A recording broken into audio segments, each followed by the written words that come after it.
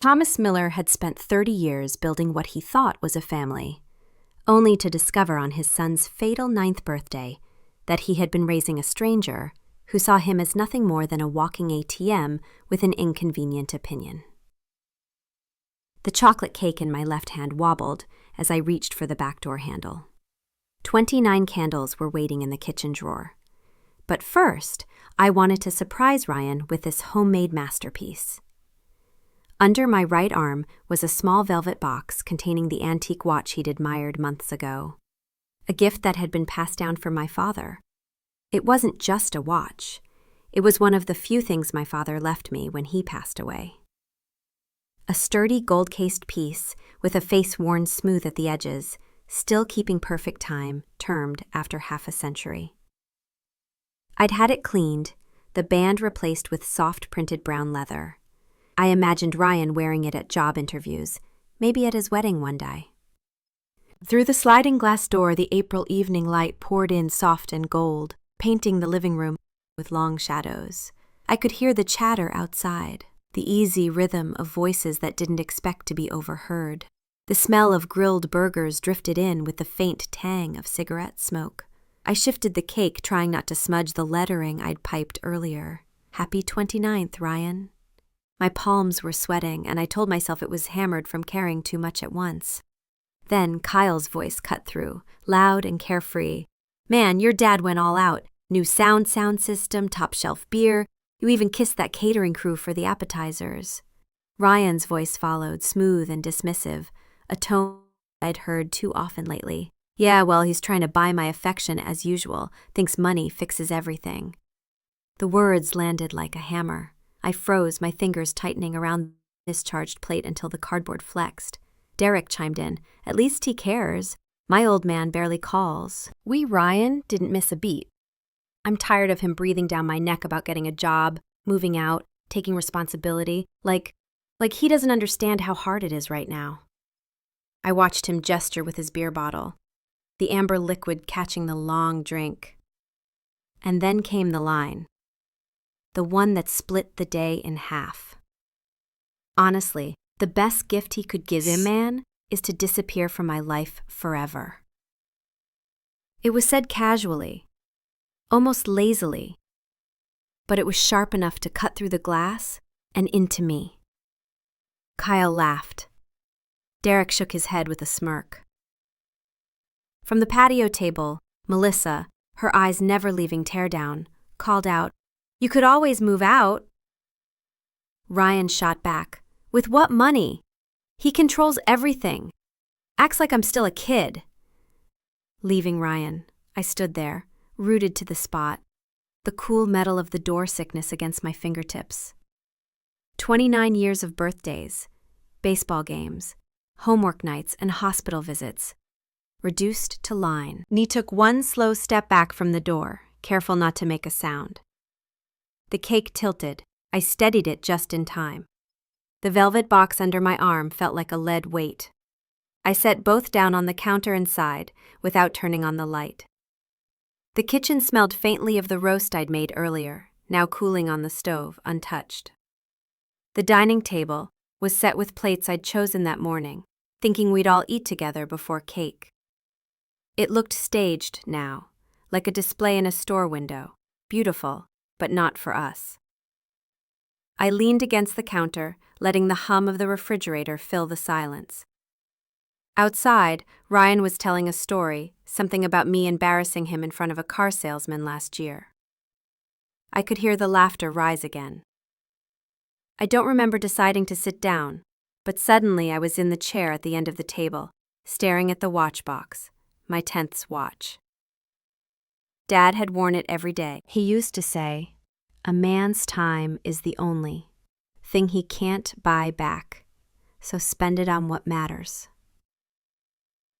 I'd spent almost 3 decades of my time on Ryan. Shelter, food, tuition, bail money once, though he never told his mother about that. And now he wanted me gone. I thought about stepping outside, handing him the cake, pretending I hadn't heard, tightening. That thing.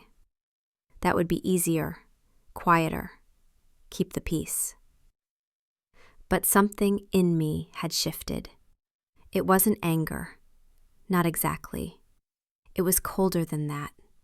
Clearer, like the click of a gear sliding into place. My seat, I could see through the glass oxygen door.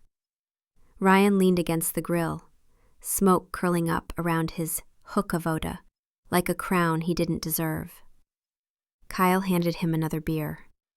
Melissa finally looked up from her phone long enough to smile at something he said. I realized they were all standing on something I paid for. The deck I'd built with my own hands, the grill I'd bought for Mass Summer's barbecue, the house I'd worked 35 years to own outright. And my son wanted me to vanish. I stood slowly, my chair scraping against the floor. My reflection in the glass door looked unfamiliar, the set jaw, the narrowed eyes. I didn't open the door, not yet. Instead, I picked up the cake and the wildfire, carried them upstairs to Flushing, and set them on the dresser. The hum of voices outside faded as I closed the door. I sat on the edge of the bed, elbows on my knees, listening to the muffled sounds of the party. I could still hear Ryan's voice, animated, laughing, no idea his words had lodged like shrapnel. Downstairs the kitchen clock ticked. 6:42 p.m. By 7:45, the lights of the police crew would be spilling across the yard, and everything would change. 1. I don't remember deciding to go back downstairs, but at some point I found Projectile, the top of the staircase, listening to the voices outside through the half-open sliding door. The laughter was louder now. Ryan's voice rose above the rest in that confident tone he reserved for an audience.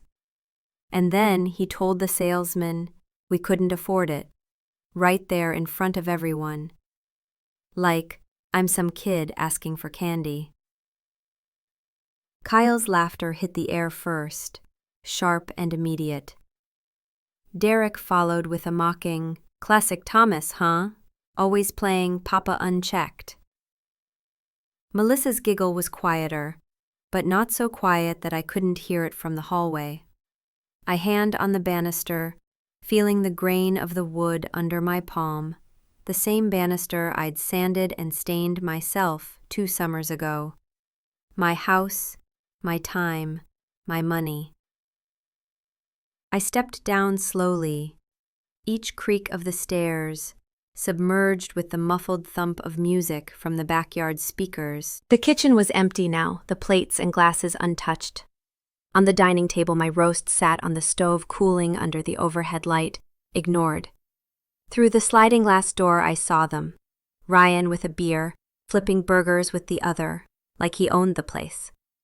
Kyle leaned in close, saying something that made him laugh so hard he nearly dropped the spatula. Derek was perched on the railing, boots on my freshly painted deck, talking to Melissa, who was still glued to her phone. I slid the door open. The sound of the party rushed in, along with the smell of smoke and beer. "Ryan," I said, loud enough to cut through the chatter. "Can we talk privately?" Forehead. Casual, not a hint of concern on his face. "If it's about the grill, I'm keeping an eye on it." "It's not about the grill." A couple of heads turned. Melissa glanced up from her phone, eyebrows raised. Kyle took a slow sip of his beer, watching us. Ryan shrugged, set the spatula down, and walked over. "Well, all right, Dad. What's so urgent?" I shortest aside, gesturing toward the house. "Inside that shell," and didn't move. Instead, he crossed his arms and stayed unmatched.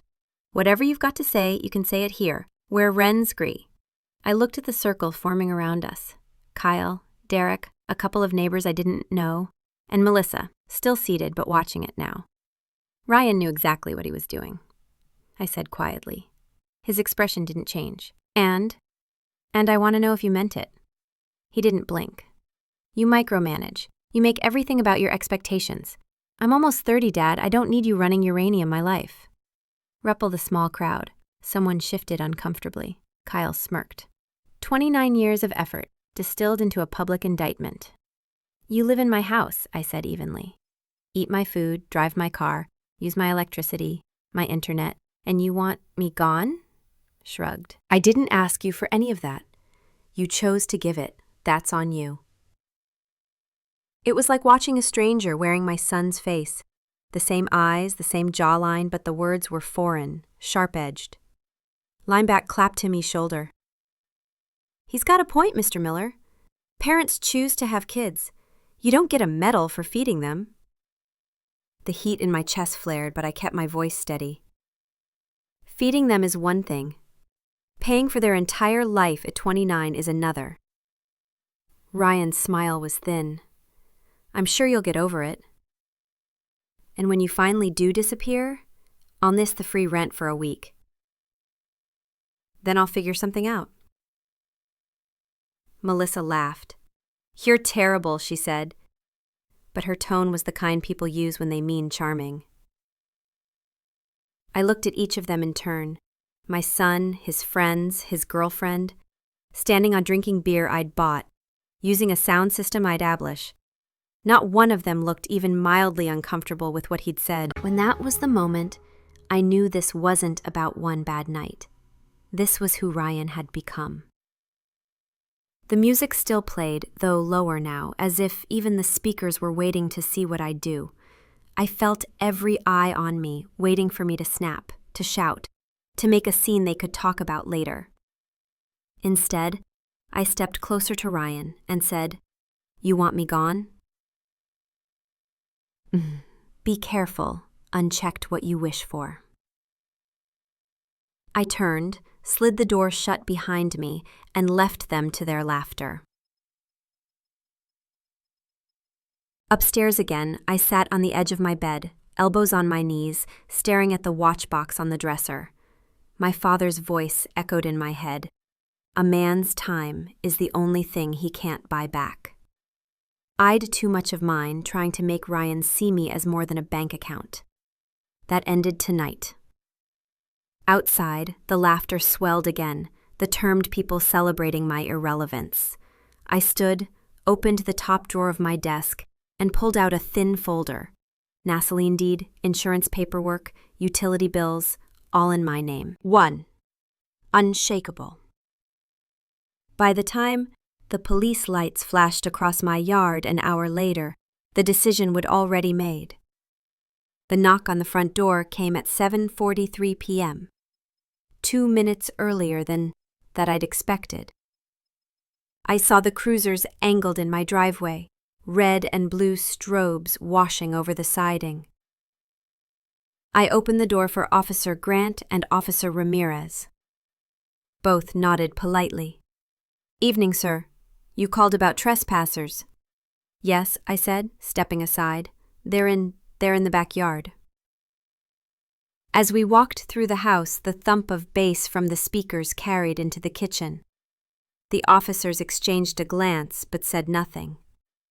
When we stepped outside, the music stopped mid-beat, conversations cut off.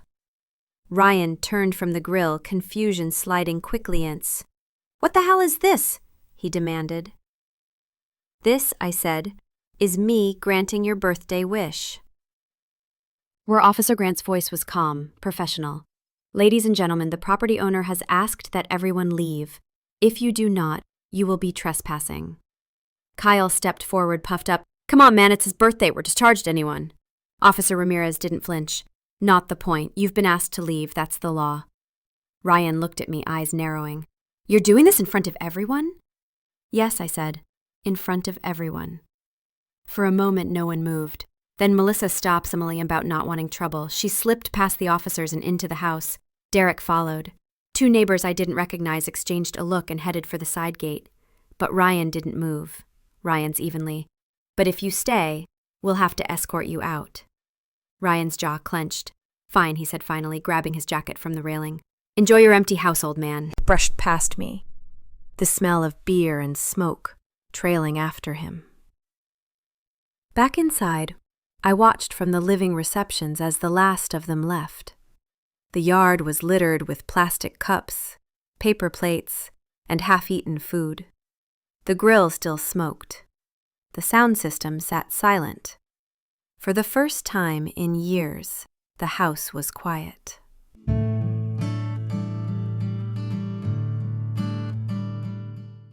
And in that quiet, I realized something. Tonight, recognize wasn't the first step of my plan. It was the middle. The first step had been years ago.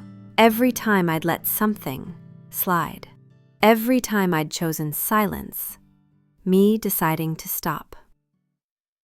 I locked the sliding door, turned off the porch light, and went upstairs. The watch was still on the dresser. I picked it up, felt the weight of it, and slipped it back into its box. Ryan had told me to disappear. I was going to do exactly that, but not in the way he thought.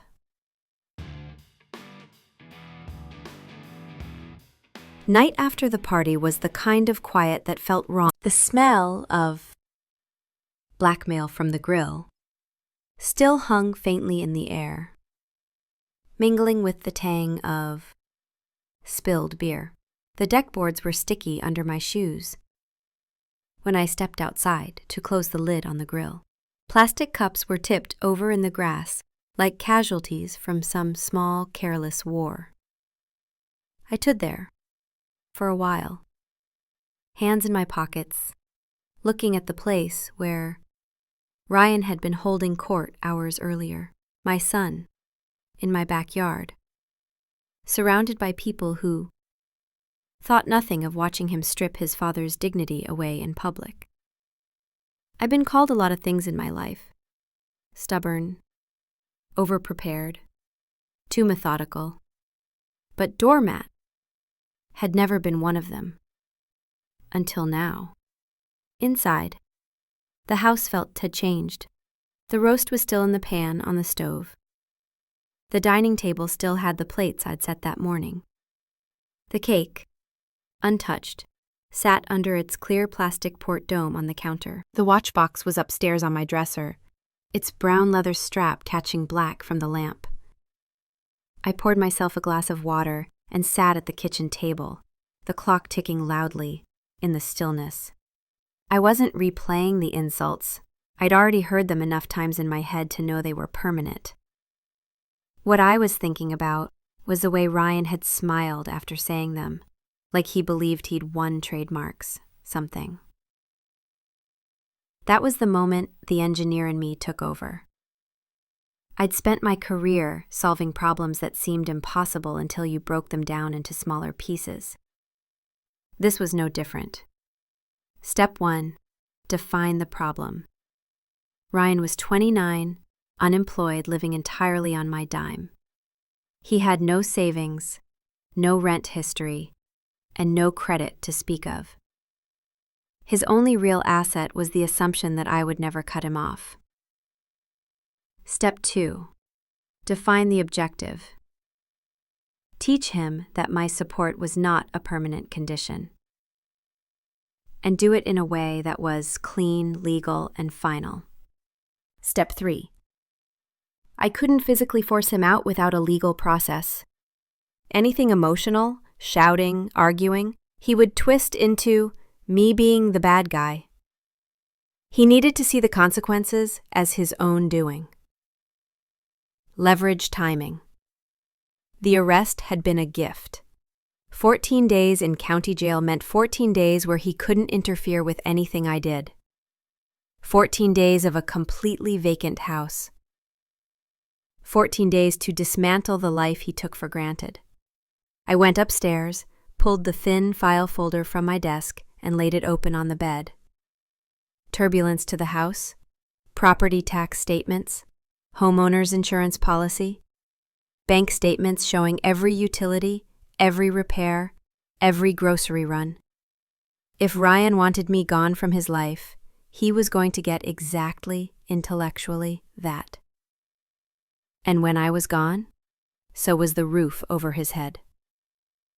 I slept that night with the file still open beside me. The next morning, sunlight came through the blinds in long stripes, hitting the watch box on Paramount. Dresser, I picked it up, turned it over in my hands. My father's voice came back to me. A man's time is the only thing he can't buy back. I'd given Ryan enough of mine. Coffee brewed in the kitchen, the sound sharp in the silence. No footsteps overhead, no door slamming, no television blaring at 10 a.m. It was almost the table with my coffee and started making a list. 1. Contact a real estate agent. Unthinkable. 2. Set a fast timeline. Cancel. 3. Move only what I need. Reng. 4.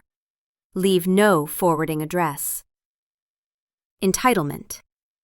It was a clean plan. By mid-morning, I was online, scrolling through local agents. Anna Johnson. Sharp suit in her headshot, 5-star reviews from clients, who mentioned words I liked. Efficient, discreet, results. I called her office. Ekant ring. Mr. Miller, you're looking to sell? Yes. Posable. Their tone shifted slightly, the way a professional's let's does when they sense urgency and commission. How quickly? Within a week. That's ambitious, but not impossible. Tell me about the property. I gave her the basics: 3-bedroom, 2-bath, updated kitchen, hardwood floors, detached garage, well-maintained. She asked about my motivation for selling. I gave her the shortest version possible. Life change. Time to move on. We arranged for her to see the house that afternoon. While I waited, I started on step 5, inventory. If I couldn't carry it in my car in one trip, I didn't need it. I pulled 3 suitcases from the closet, laid them open on the bed, and began folding the clothes I wore. Tools I valued went into a small lockbox, personal papers into a briefcase. By the time Anna arrived, Hayden like someone was in the middle of packing for a long trip. Which, in a way, I was. Watch. She walked through the house with her phone out, snapping photos, making notes. This will show neglecty, she said in the kitchen, running her hand over the Richie top. You've taken good care of it. I have, I said, but it's time for someone else to enjoy it. She gave me the market rundown, comparable sales, current buyer demand. If we list at $845,000, I expect strong interest. Cash buyers are moving fast right now. I'll agree to $850,000, and if we close in 7 days, I'll add $5,000 to your commission. Her last eyebrows lifted. Consider me motivated. We signed the paperwork at my dining table, the same table I'd set for Ryan's birthday dinner just 24 hours earlier. At the upstairs window, looking out at the street. The house was dark, except for my bedroom lamp. Across the way, Peter Collins was bringing in his recycling bins. Peter and I had been neighbors for nearly 20 years. He was steady, private, the kind of man you could borrow a ladder from and know it would be returned in the same condition. I knew if I asked him to keep an eye on the place for a couple of nights, he wouldn't pry. I'd need submerged. 2 days later, Anna called. We've got a serious cash offer. Full asking price, no contingencies, closing date in 5 days. Perfect. Ryan would be released in 6. That meant by the time he came home, the deed would already have changed hands. I accepted the offer on the spot. In the days that followed, I worked methodically, changed my mailing address to a P.O. box, closed the Giant had been on since college, canceled utilities effective the day after closing. The rest of the time, I packed. Not the way you pack for a move, no boxes labeled kitchen or bedroom, just the essentials.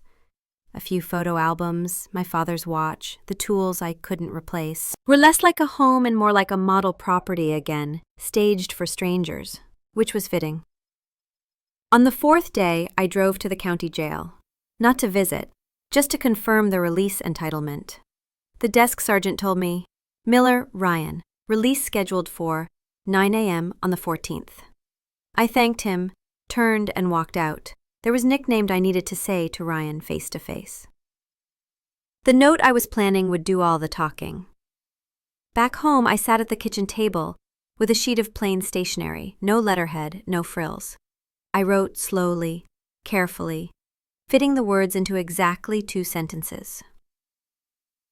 You said the best gift I kissed you was to disappear from your life. I'm granting that wish.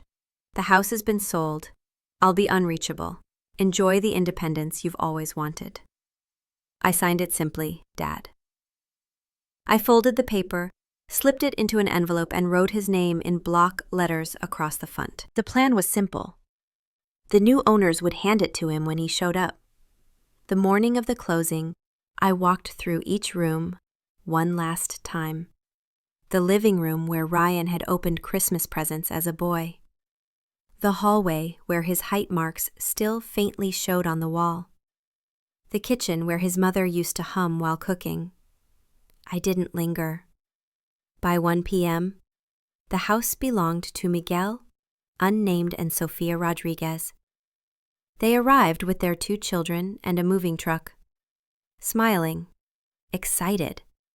Miguel shook my hand firmly. Sofia thanked me for leaving the place in such good condition. One favor to ask, I said, handing her the envelope. If a man named Ryan shows up here in a few days, give him this, please. Of course. That afternoon, I wheeled my suitcases next to Peter's house. He opened the door with a curious look. Can I crash here for a couple of days? I asked. Sure, he said, stepping aside. Everything is okay? Everything's fine, I said. Just between houses. He didn't push. That was Peter's way. From his upstairs guest room, I had a perfect view of my former driveway. In the morning, Ryan would come home. I'd be able to watch everything without being seen. It wasn't about cruelty. It was about seeing the lesson land. And it would. You remember the lights I mentioned? The red and blue washing over the yard like a storm tide? Here's what happened that night. The part my mind kept replaying while I packed, signed papers, and set the rest of the plan in motion. After I slid the door shut and left Ryan to his audience, after the officers asked people to leave, the backyard thinned fast. Bottles were gathered in nervous hands. Jokes turned to awkward coughs, and Melissa, being practical when it counted, ducked into the house and angered out the front door without a goodbye. Kyle and Derek lingered just long enough to prove a point to no one. Then they were gone too. In 5 minutes, the music was off. The grill sputtered alone, and the night air carried only the sizzle of fat cooling on steel and the distant hum of the freeway. Ryan brushed past me when he finally moved, jacket half on, beer still in his hand like a prop he couldn't set down. Enjoy your empty house, old man, he said. There was no anger in it, not even contempt, just a kind of polished indifference, the tone of someone who believed he'd scored a point he'd always be proud of. He turned up the collar of his jacket, cut across the lawn, and disappeared through the side gate. The house inhaled. I could feel it. The quiet was so complete it seemed alive, like the place had been waiting years for the moment it could be entirely itself again. I locked the slider, turned off the porch light, and did a slow loop. Kitchen lights, hallway, front porch, deadbolt. Habit. Control what you can control. Neil was halfway up the stairs when I heard it. The rattle of the side gate. A dull thud against the fence. Another one, louder. Then the sharp, insistent bang of an open palm on aluminum siding. Open up! Ryan's voice, raw now, not the confident performance Romney he'd given on the deck. This one had edges. I could picture the flush in his cheeks, the 2 wide eyes. When the throw crowd disappears, the stage gets really small, really quick. I went back down the stairs, not in a hurry. Took the time to flip on the front hall light. Through the peephole, I could make out his shape, swinging around the corner from the side yard, his hand already lifted to hammer the door again. I cracked it an inch and put my shoulder against the frame. "Go home, Ryan," I said, the way you'd tell someone to put down a hot pan, calm, factual, unimpressed by the heat. "This is home," he snapped, pushing at the door with a sloppy kind of bravado that made him seem 12, and that was half the problem. He learned too well that leaning meant people moved to keep you from falling. "Not tonight," I said. "Not like this." He took a breath I could hear through the crack, stepped back, and for a second I thought he might have decided to walk away. Then the handle jerked hard. He threw his shoulder into the wood. My feet slid half an inch on the rug. The deadbolt caught the force and translated it straight into the bone of my forearm. "Stop." He threw his weight again. Something metal on the porch clattered. Maybe the decorative lantern his mother had bought at a summer market the year before she died. The sound did what his words hadn't. It cut into me. Windshield. I made his name into a full sentence. Walk away. A moment he did nothing. Then he stepped so close that the peephole filled with the blur of his breath. "Call them," he slew and blew. "Let them cuff the birthday boy. See if that gets you the sympathy you want." "I don't need sympathy," I said. "I need sleep." I closed the door the final inch and turned the deadbolt fully until the brass stopped. My hands didn't shake. I let that register. Some part of me had switched over from father to homeowner, a cleaner job with specific rules, steps you could point to in a manual. He banged on the door again, then on the front window, then on the siding to the left of the door, 1, 2, 3, 1, 2, 3, as if trying to invent a beat that would draw the crowd back. The house didn't answer. The phone was in my hand before I thought about it. I didn't dial right away. It wasn't fear holding me back. It was the memory of a boy who used to sneak into our bed after a nightmare when he was 5. A memory so vivid I could smell the shampoo his mother used on his hair. Then the day he outgrew that and stopped. Then the day he learned there were other ways to stop needing you that don't involve any bravery at all. I dialed. When the dispatcher who answered could have been anyone. Calm voice, scripted empathy. "Sir, is he inside the home?" "No." "Is he attempting to force entry?" "He's trying. I've asked him to leave. He refuses." "Do you feel unsafe?" "No, I feel tired." A pause at that. "We'll send a unit, sir." I hung up and turned the front hall light. Through the side window, I could see him pacing, hands rubbing hard through his hair, eyes darting to the street undermined as if a sponsor might pull up with an explanation. There was no one left to sponsor him. He tried the handle once more. Then he kicked the base of the door, an uncoordinated shot that caught carpet and wood both. I didn't speak. There's a kind of silence that acts like space. Put enough of it between you and a problem, and you can see the edges. The cruisers turned the corner quicker than I expected. Their lights, splashing color, discharged on the white hydrangeas my wife had planted along the porch. The yard glowed like a bad dream about a good neighborhood. Officer Grant again, this time without officered, like a man who knew the steps of this dance by muscle memory. "Evening," he said, voice pitched so it could unmarried without escalating anything. He put a palm up toward Ryan the way you do to show a dog you're not a threat. "What is this?" Mail tried to give his anger a shape. "He's kicking me out of my own house on my birthday." "Clang, it's not your house," I said. "It's mine." The way you'd point out the address on a package delivered to the wrong door. Grant split his attention cleanly, the way a good cop does. "Sir to me, steady and professional. You want him off the property?" "I do." Then to Ryan, the tone not changing at all. "Which is its own kind of patient too. You've been asked to leave. You need to leave now."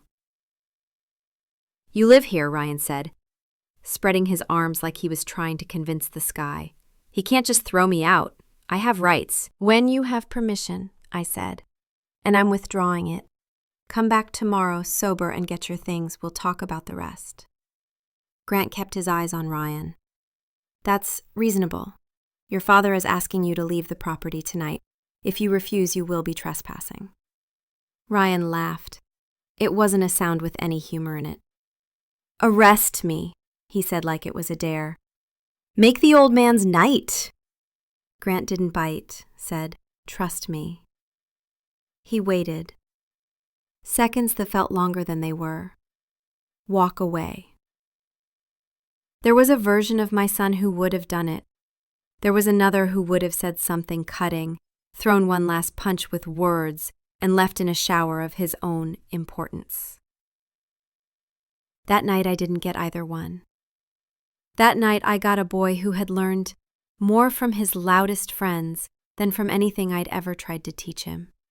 He stepped onto the grass and made a show of walking toward the sidewalk, hands raised. Then he spun back to the porch in 2 long strides and slammed both fists into the door with all the force his anger could translate into movement.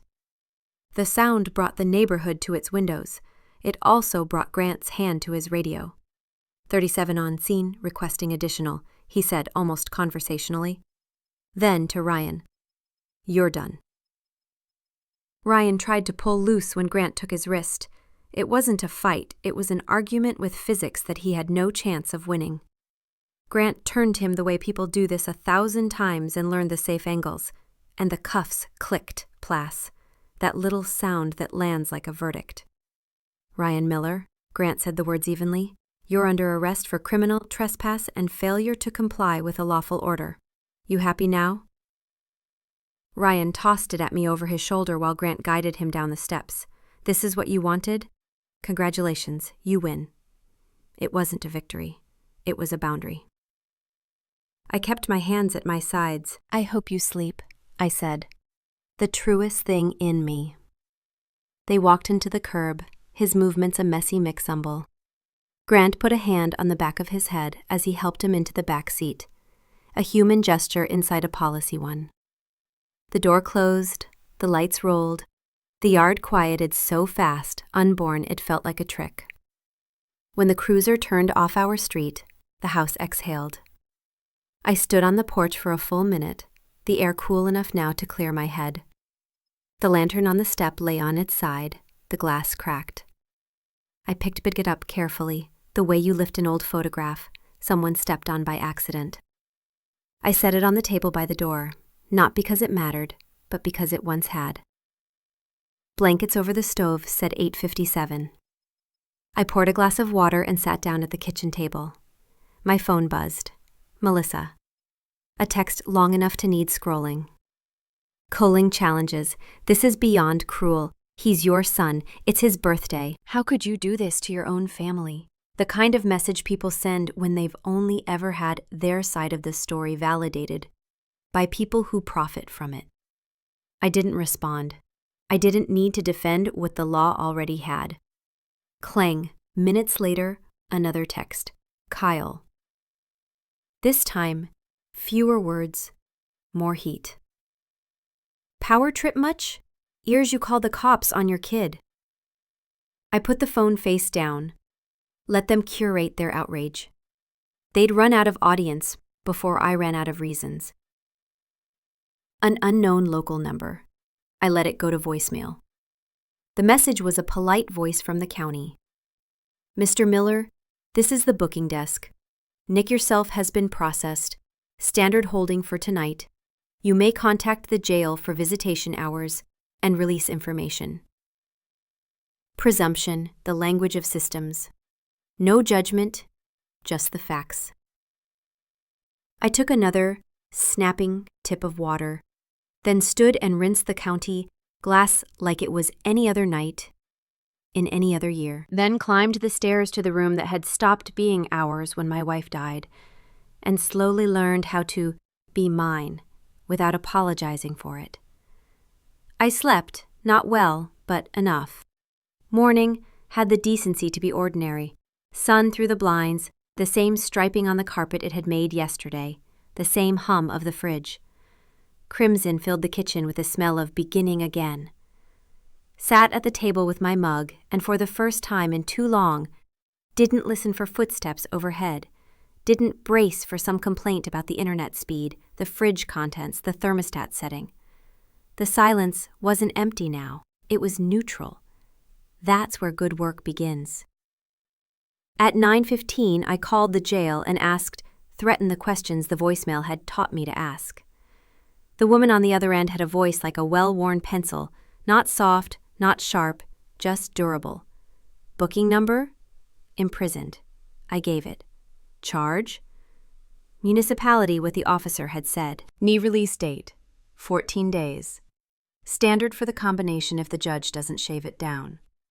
Release at 9 a.m. on the 14th. You can check back on the 13th to confirm. Thank you, I said. I meant it. There's a relief in precise information. Engineers aren't the only ones who worship at the altar of numbers. By the time I set the phone down, the plan that had clicked into place had teeth. 14 days. Not a long time. More than enough. You already know some of what I did with that time. The calls to Anna Johnson, the evaluation, the rapid listing, the offer that landed like bankers that had been waiting in the air all along for someone to stop apologizing for their needs. But the plan only works if you understand that what moved it forward wasn't revenge. It was clarity. Blackmail to current those time. I closed the joint phone plan that had been temporary since college. I gathered the small pile of envelopes that came with his name on them, a circular from a gym he never used, a credit card application he didn't qualify for, and a flyer from a gaming store offering trade-in bonuses for systems I'd loaned him cash to upgrade twice. I stacked them neatly and didn't feel anything. Around lunchtime, the phone rang again, a number from the jail. I let it go to voicemail, then listened. You have a collect call from Ryan, an inmate at Santa Clara County. To press 1 to accept. I didn't. Then, C4. More that day, once the next morning, the third time I picked up. Because there are certain duties you perform not for the person, but for yourself. To be sure of what you've married. Dad. His voice carried the distance in it, the slight hollow of a call rooted through hardware designed for containment. You made your point. Come get me out of here. 14 days, I said. You'll be fine. You think I'm scared? Redeemed, and finally I could hear it. The crack under the veneer, the little boy fear that he wasn't ready to show to anyone but me. This is a joke. They're putting me in with guys who did things. All I did was knock on a door. Windshield refused to leave the property when you were asked, I said. That's not a knock. Strikeouts. I kept my tone calm, not kind. Calm is kinder. Redemption. You're going to regret this. He put all his strength into the words, as if he said them with conviction. The walls around him might ballen back up 6 inches out of respect. You think you win because you have the cops and a mortgage. You think that makes you a man. I let him finish. Then I told the truth that mattered most to me. I think being a man means not confusing love with subsidy. I should have taught you that sooner. I didn't hang up. I waited to hear if there was any listening left in him. The line went quiet, the way lines do, when the speech is over and the comprehension hasn't begun. Then the automated voice reminded us both that we were temporary here, and the call ended. I put classmates' phone down and wrote my list for the afternoon. Bank, P.O. box, utilities. It felt less like a checklist and more like an inventory of a life I was finally consenting to live intentionally. The days moved with the steady rhythm of decisions made once and followed well. Anna worked like people do when something important has been laid in their hands. Professional photos, a listing that spoke without angry, an open house. Stapled right pregnantly, the listing went live, the way a good plan uses momentum as currency. By the end of the second day, offers. By noon on the third, The Rodriguez family, with one that fit so cleanly into the space I had reserved for what next, that I didn't even feel the need to bargain them up. Cash, clean, fast, done, weak.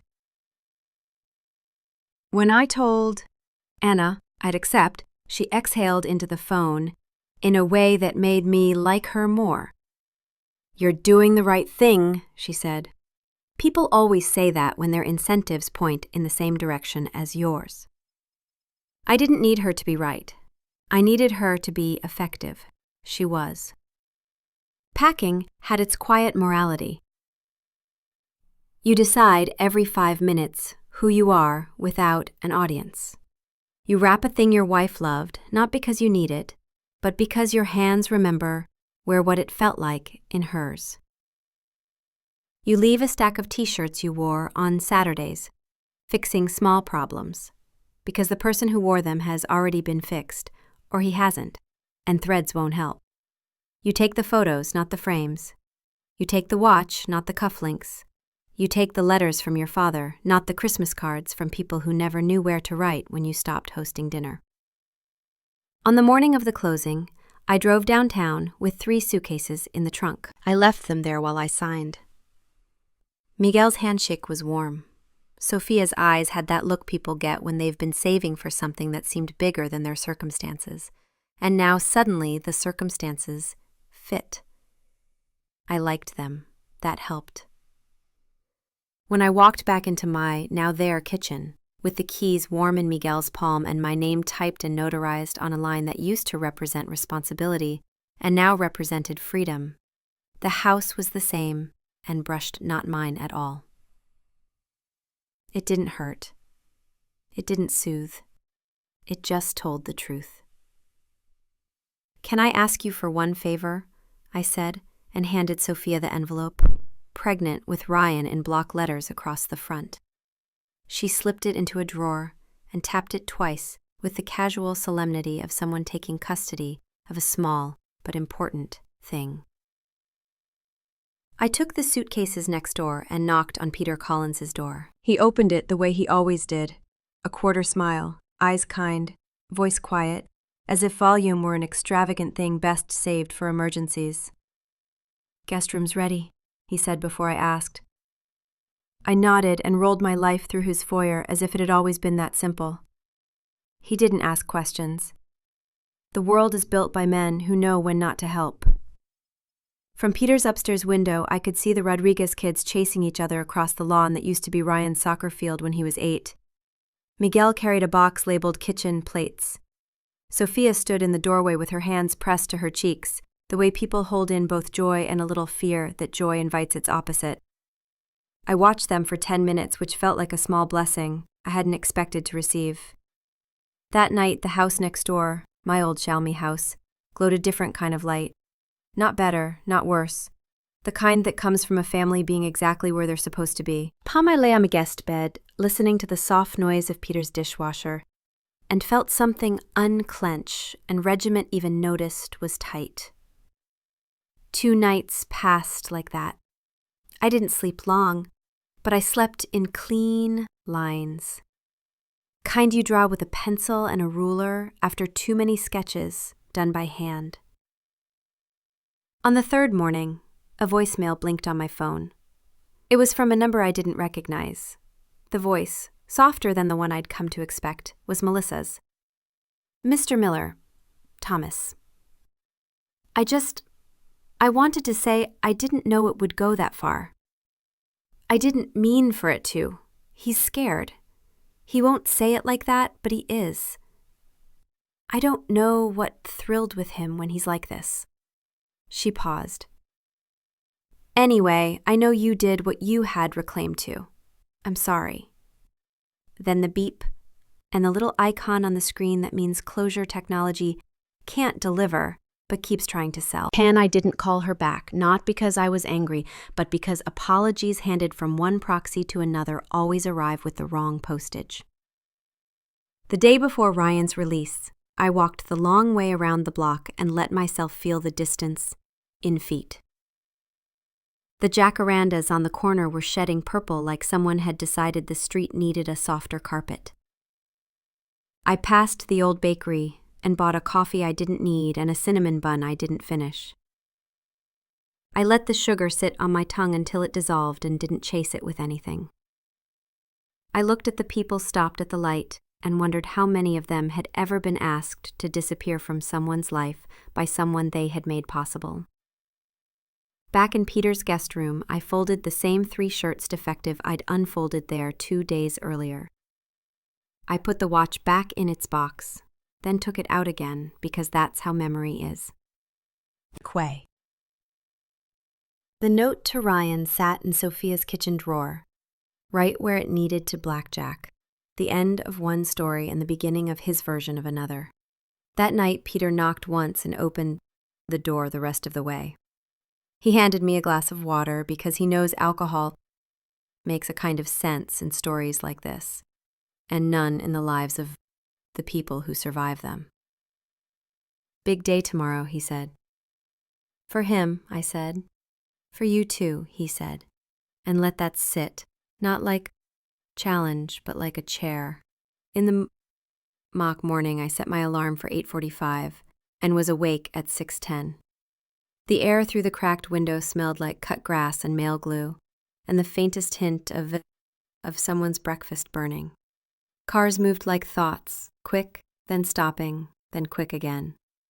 At 8:55, I stood by the window and put my palms on the sill, and for the first time in licked months, didn't feel like I was bracing. I was watching the weather roll in that I had predicted down to the minute. At 9:03, he turned the corner. He moved like someone walking back into a life, a little quick at first, then slower as the details failed to match expectations.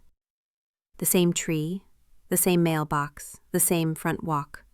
Not the same voices, not the same door, not the same sense that the world had been frozen in amber while he handled his brief inconvenience. He reached for the key out of habit. And did the little half juggle a man does when his hand finds his pocket empty of what it expects. He knocked. The sound traveled up to where I stood, steady and human. Sophia answered.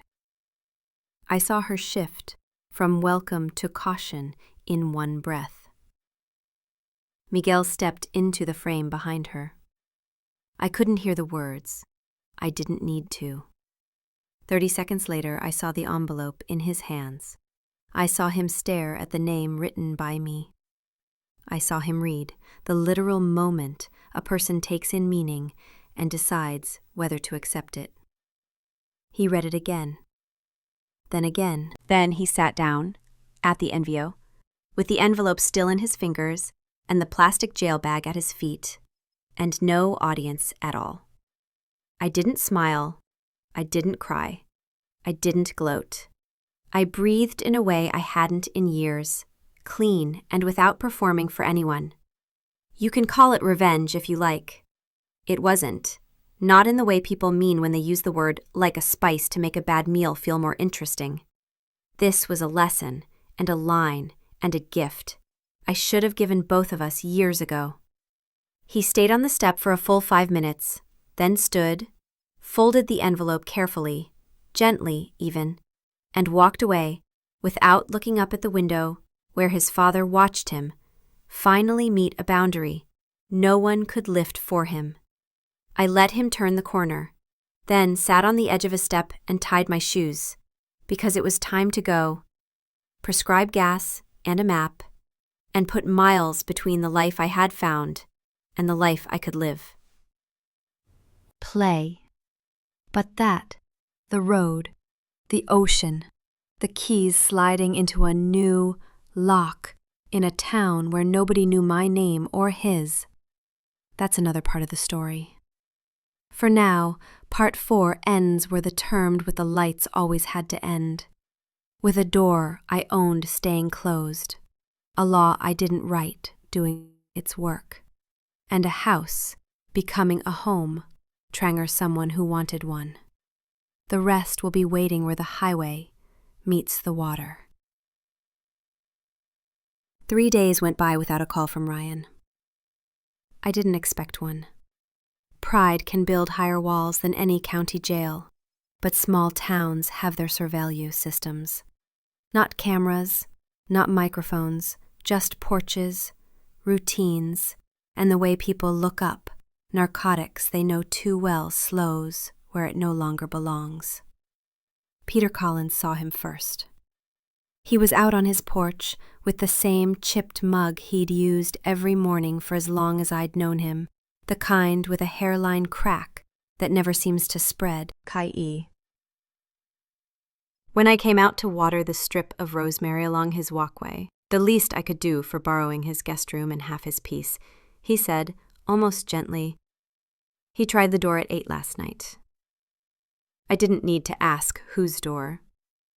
Peter's mouth tilted like a shrug. Polite voices, firm voices. He brought a Kai-E bottle of wine, which would have played better if the Rodriguezes drank. I pictured it without effort. Ryan standing on the porch of the house he once claimed as inevitable, Miguel's shoulders a wall Skyrim behind Sophia's careful kindness.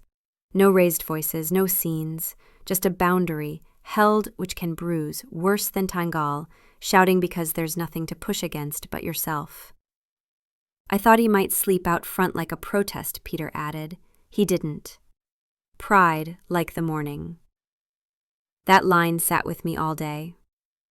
I didn't call, not because but anything I said now would be heard through a filter labeled gloating. I needed him to meet this without my voice telling him how to feel about it.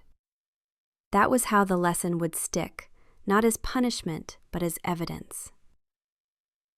On the Plight afternoon, my phone lit up with his cheerances. The photo attached to his contact, him and Melissa on a beach last summer, her sunglasses perched on flashlight, his grin wide, made something misled in me ache in a way I didn't have a word for. I let it ring 1 beat longer than usual, then answered. "Crimson," he said, and the word sounded like prosecute as borrowing it, unsure of whether it still net belonged to us. "We need to talk." "Gal, where?" "Java Junction, 30 minutes. "We need to talk. We need to flames, 30 minutes. Bangladesh, the cafe, was 2 blocks from the high school, the place I used to take him on Saturday mornings when a good grade on Friday seemed like it should have a flavor to go with it. Back then, he ordered frozen mochas, topped with a tower of whipped cream that leaned like a new building. The man waiting for me now had an espresso in front of him, no sugar, no milk. A different affectation, maybe a different man. He treadmill when I came to the table. He didn't smile. "You sold the house without telling me," he said. "I didn't have to tell you," I said. I didn't say it harshly. Ragazzo fact. I did what I needed to do. Redeemed at the table's wood grain for a long moment, tracing one dark line with vigor, the way a kid follows a maze with a crayon. "You knew I was in jail," he said finally. "You sold it while I was locked up." Unlink. Conspicuous. Why? It wasn't yelled. That made it land harder. "Because it's the only time I knew you couldn't interfere. Manipulate or stall," I said. You told me to disappear. I chose to do it cleanly. Reluctach. A vein showed faintly at his temple, pulsing with something he didn't have words for. Fury, humiliation, grief, all trying on each other's coats to see which fit best. "Melissa's not thrilled," he said, and forced a dry laugh that unborn before it finished. I didn't take the bait and ask how Melissa felt. He offered it anyway. She says she needs time, says she has to think about her future, which apparently can't fit into a storage unit. I kept my hands folded around my cup. Did you expect her to carry boxes with you? The question wasn't cruel, it was surgical. He looked up at me, then away. Anger and hurt, 8-9, leveled like a carpenter's tool. Are you proud of yourself? No, I said, proud isn't the word. Tame I'd use for any of this. What word would you use? Nessacre, I said. Overdue. Righteousness. We let room fill in around us. The cafe smelled the same way it always had. Coffee, cinnamon, and a hint of the dish soap, prejudice in the sink behind the counter. 2 high school kids in leather jackets were arguing softly about whether a track time had been misrecorded. The barista, a woman my age with a tattoo of an anchor on her forearm, wiped down a table as if time could be polished away. Were you to disappear, Ryan said, leaning forward, elbows on his knees. I didn't reluctance like that. You meant it exactly like that, I said. You said forever. You had a crowd when you said it. You had an audience to perform for. You chose the version of me that played best to your friends. A muscle in his cheek jumped. That was a joke. It wasn't, I said. A joke is a thing people laugh at together. What you said was a thing you expected them to laugh at me about. He picked up his tiny cup and put it back down without drinking. You know what's funny?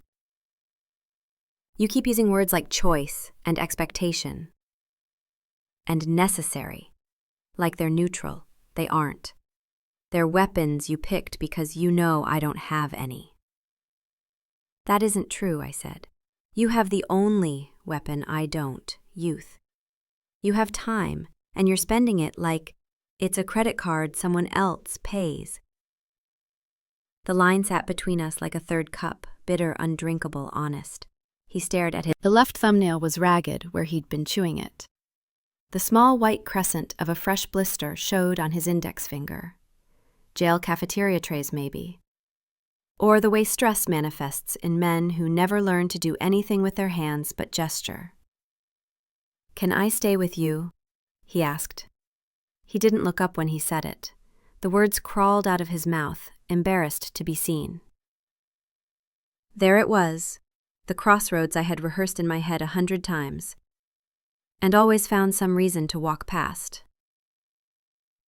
It would be so easy to say yes, to tell myself it was temporary, that 5 nights in Peter's crimson guest room could stretch to 7, then 10, then, until the next crisis came with its own logic. To call that love, and let it pass for mercy. No, I said. His head snapped up.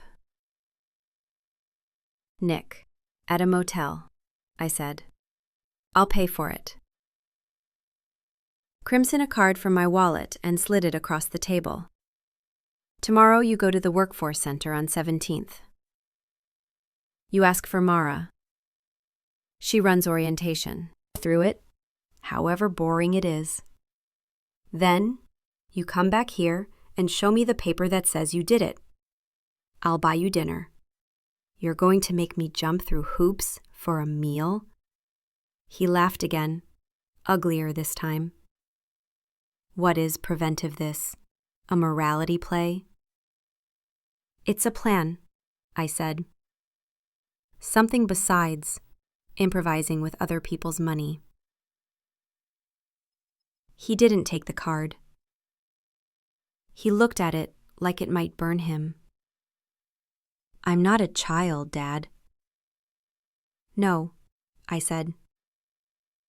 You're 29, which Bender, you were a child, we would be running late presumption or kindergarten orientation by almost a quarter century. The barista glanced over at us, then away. Not because we were loud, but because nitrogen hangs dismiss heavier than oxygen, and you can always tell when Tarthley is running out of air. Ryan saw her see us and flushed. You think I haven't tried? Every listing I send a resume to wants 3 years of something I don't have? I asked. To what jobs? And what did you write about yourself when you did? He looked at his phone, at the table, at me. What difference does it make? It's all the difference, I said. When you tell the truth on paper, you have to live it off paper. He pushed back his chair and stood too fast, the legs skittering. You know what? Presumption it. Keep the lecture, keep the motel. Enjoy your little victory. He took one step toward the door and stopped. He looked like he might say something else, something that would land or cut or change the shape of the day. He didn't. He shoved his hands into his pockets and left, without looking back. I sat there, after the door closed behind him, watching the space where he'd been, as if I could see residue he didn't know he left behind. He barista's arm flexed as she lifted a tray. Anchors hold things in place. Sometimes they drown them. On my walk back to Peter's, my phone vibrated in my pocket, a text from a number I didn't recognize. Mr. Miller, this is Sarah, Melissa's friend. I thought you should know something. A beat. I don't want to be in the middle, but I also don't think you Terry served to be blindsided. Another beat. Then a photo attached. Melissa at a bar I knew by the neon sign, leaning into a man I didn't recognize. Her smile not even aimed at the camera. The timestamp was 2 nights after Ryan's release. I didn't feel triumph. I didn't even feel particularly surprised. Some truths resist being told, until they find the angle that makes the telling look like a favor. Thank you, I texted back. Nothing more. Peter was on the porch when I turned the corner.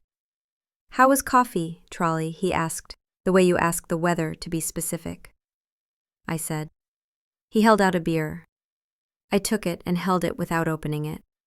We sat in silence that felt like a bench instead of a wall. Across the way, Miguel unloaded a box labeled kitchen/glass with a care that made me like him again.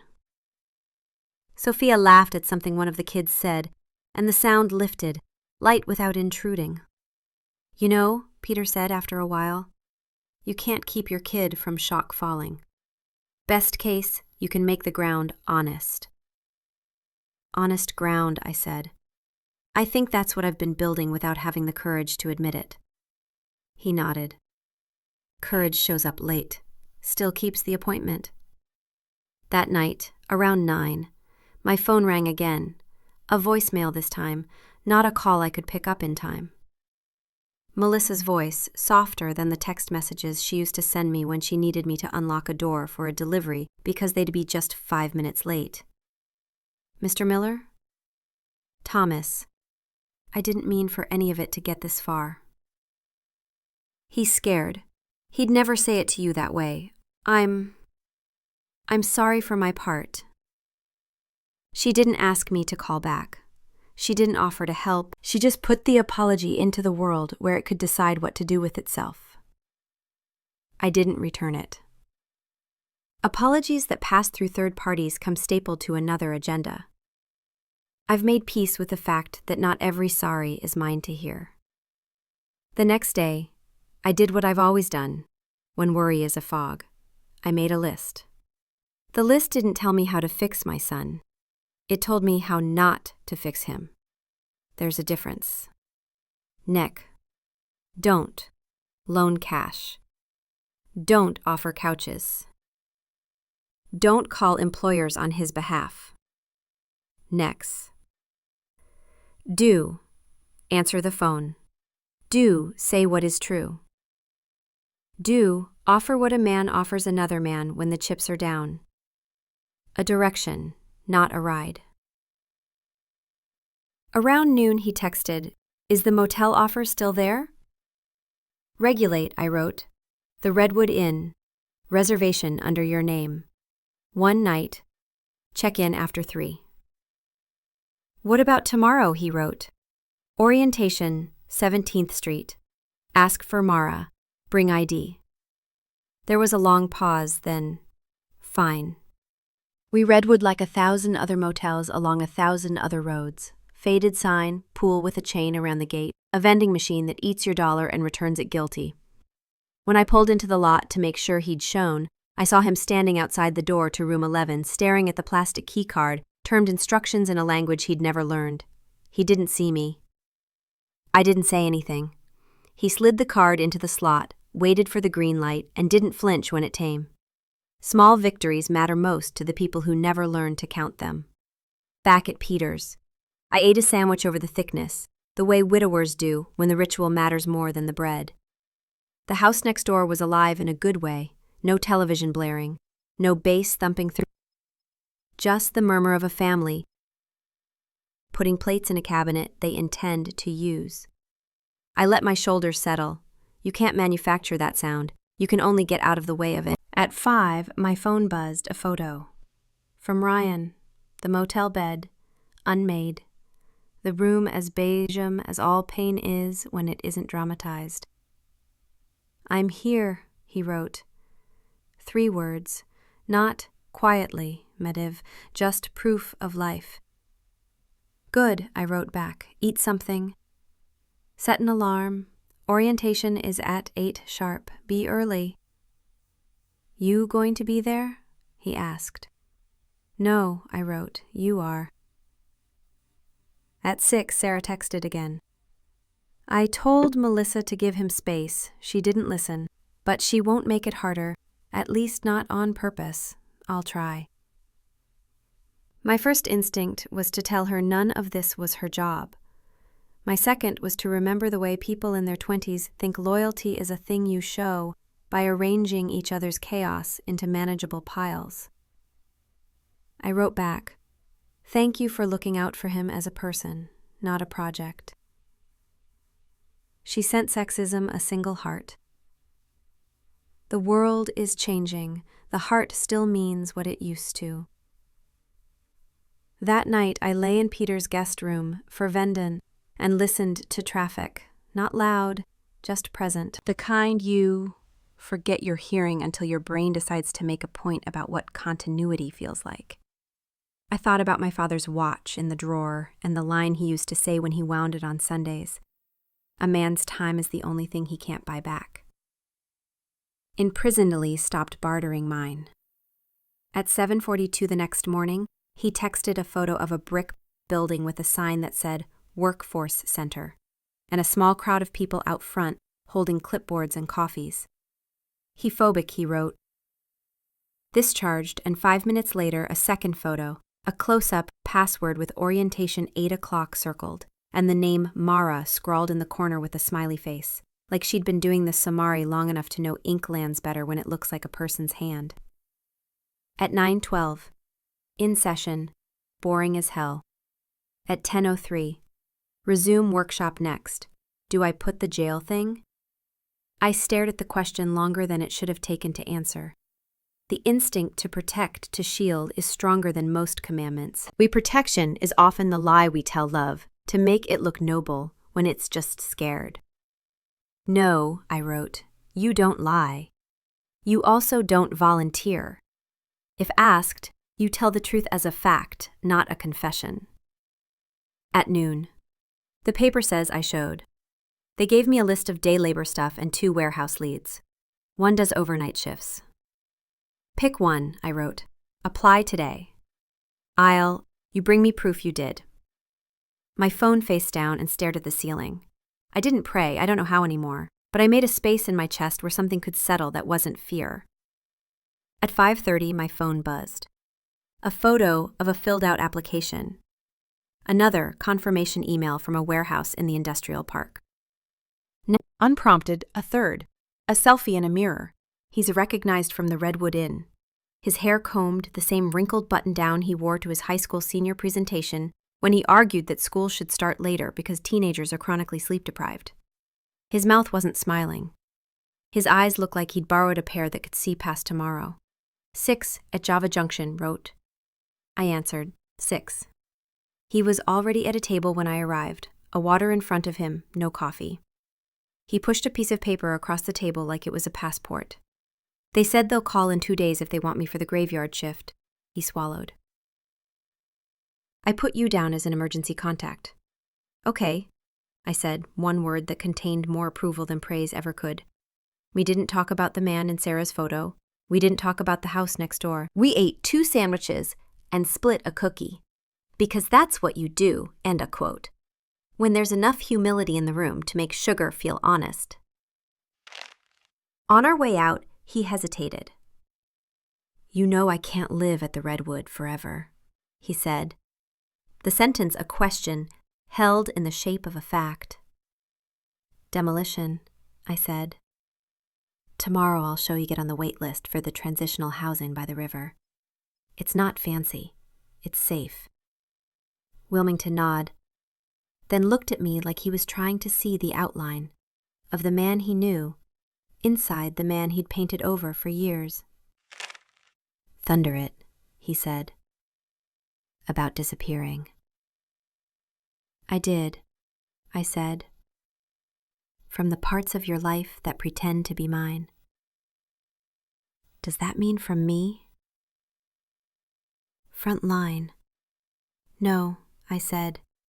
It means I'll be where a father belongs, when a son is a man. On call, not on payroll. He stared at the floor for a moment. When he looked up, he didn't try a joke. Okay, he said. Okay. We on my walk, back to Peter's, the jacarandas along the sidewalk had started to drop their purple confetti again, and my shoes lifted the petals without crushing them. The Rodriguez kids were on the porch step, chalking a hopscotch grid, a brevique I'd power washed every spring. Miguel waved as I passed. Sophia smiled with her whole face. Bebita se carga, os ne cuatro estará todo listo. Life was happening in the right places. In Peter's kitchen, I washed my hands and stood with a towel until my fingers remembered they weren't shaking. He slid a plate of sliced peaches across the counter. How's your ground, Redemption? He asked. Honest, I said, for once. He nodded. That's where people learn to stand. That night, I lay awake and listened, tightened to the tiny sounds houses make when they're content. A pipe tick, the low sigh of a vent, the slosh of a dishwasher that has never once had to negotiate wages or love. Somewhere in the distance, a train horn blew, the kind of note you hear in movies when someone is leaving, even if you're not. I thought of the ocean. I still intended to drive toward, not as an escape, but as an address. And I thought of my son, alone in a room with a bedspread older than he is, holding a plastic key and a paper with his name printed by a stranger's pen, proof that he had shown up somewhere and that somewhere had recorded him as present. It isn't victory. It isn't defeat. It's the only thing that has ever changed a man, the moment he decides to stand without a hand under his elbow. I would drive him to the tattoo office and sit in the car while he went inside, alone. I would point to the line on the form he was most likely to skip and tell him that if he filled it out, they would call him sooner. I would drink coffee that tasted like waiting. And if the warehouse called, I would be the emergency contact who didn't rescue, just answered. Yes, that's my son. Yes, he can be reached at this number. Yes, he will be there on time. Mercy without subsidy. Love without disguise. Boundaries that don't brag. Some stories end with a slam. This one, if I could help it, would end with a door opening the inside. Not come back to the house for almost a week after that day in the driveway. I'd half expected him to show up the very next morning, pounding on the door, demanding answers, maybe even trying to force his way inside. But he didn't. Instead, the silence stretched, and amber that silence, I worked. Not the kind of work you do with your hands, hammering nails or mixing concrete like I'd done for 30 years. This was a quieter, sharper kind of work. The sort where every detail mattered, and one slip could cost you the entire plan. The house was the Rodriguezes had moved in and were settling well. Miguel's truck was always parked neatly in the driveway. Sophia had already hung flower basket along the porch rail. I drove past once or twice, not to gloat, but to make sure everything transferred exactly as intended. It had. I wasn't worried about the house anymore. My focus was on the second half of the plan. The letter. It wasn't just any letter. It was a complete, documented trail of every shorthand Ryan had made to get himself here. Every insult, every betrayal, every bad decision that had cost him my trust. I wanted it all laid out, not as a rant, not as revenge disguised cable, but as an unshakable record. Something he couldn't spin into his version of the story later. I started with dates. The year he dropped out of college, even though I'd offered to help him stay. The month he sold his mother's ring without telling me. The night he stood in my kitchen and told me Melissa's dreams mattered more than paying back the loan I'd given him. And of course, his 29th birthday, when he told me to disappear. Though each event had its section in the letter, not paragraphs of emotion, just facts. But I knew facts could cut deeper than any insult when arranged carefully. Still, I didn't want the letter about him. I wanted it to be about me, too, about what I had chosen to do after that driveway moment. So I told him in writing. I told him about the phone call I made to Anna Johnson within an hour of him leaving that day. I told him about the cash offer from the Rodriguezes and how I'd accepted it on the spot. I told him how the deed had been signed over before he even realized the house was no longer mine to give. And then I ended the letter with the line I'd been waiting weeks to write. You asked me to disappear from your life. I listened. Now the house, the yard, the driveway, they've all parliamentary from yours. I hope you enjoy the gift. Timing mattered. The following Thursday, I finally got the call I'd pregnancies. Dad, we need to talk. Ryan's voice, privileged, was tight, almost formal. About? I asked, though I knew exactly what pulled it. This is serious, he said. It's about the house. I don't live there anymore, I replied. He went quiet. Yeah, windshield. I noticed. The crack in his voice, the first sign he was starting to realize the ground had shifted beneath him. Where are you staying now? He muttered. But we can't stay here forever. We have plans. Every time. He'd used it in the past. It meant something for him, never for us. Meet me at O'Malley's, noon. Bring your appetite. The next day I got there early. O'Malley's had been our place back when he was a kid, Saturday mornings after Little League games. We'd sit in the same booth by the window, him with a chocolate milkshake, me with the black coffee. I didn't know he'd remember that, or if he even cared. Why Ryan wavelength like? It's late. No smile, no handshake, just a stiff allet before sliding into the booth. You sold the house, he said, skipping any kind of greeting. Yes. Why? You knew we were counting on it, Melissa and I. Melissa and you don't live there, I said, cutting him off. It was my home, my decision. His eyes narrowed. It wasn't just your home. Mom lived there too. It was ours. It was ours, I said evenly. And when she was gone, it became mine to decide with it. And I decided. He exhaled hard, leaning back. So what now? You expect me to just figure it out? Yes. He laughed, short and bitter. That's it. No offer to help. No guilt. I reached into my jacket pocket and slid an envelope across the table. He stared at it for a second before picking it up. What's this? Read it when you're alone, I said. Not here. He didn't. He just shoved it into his jacket like it was nothing. And we sat in silence for a few minutes. I sipped my coffee, he fidgeted.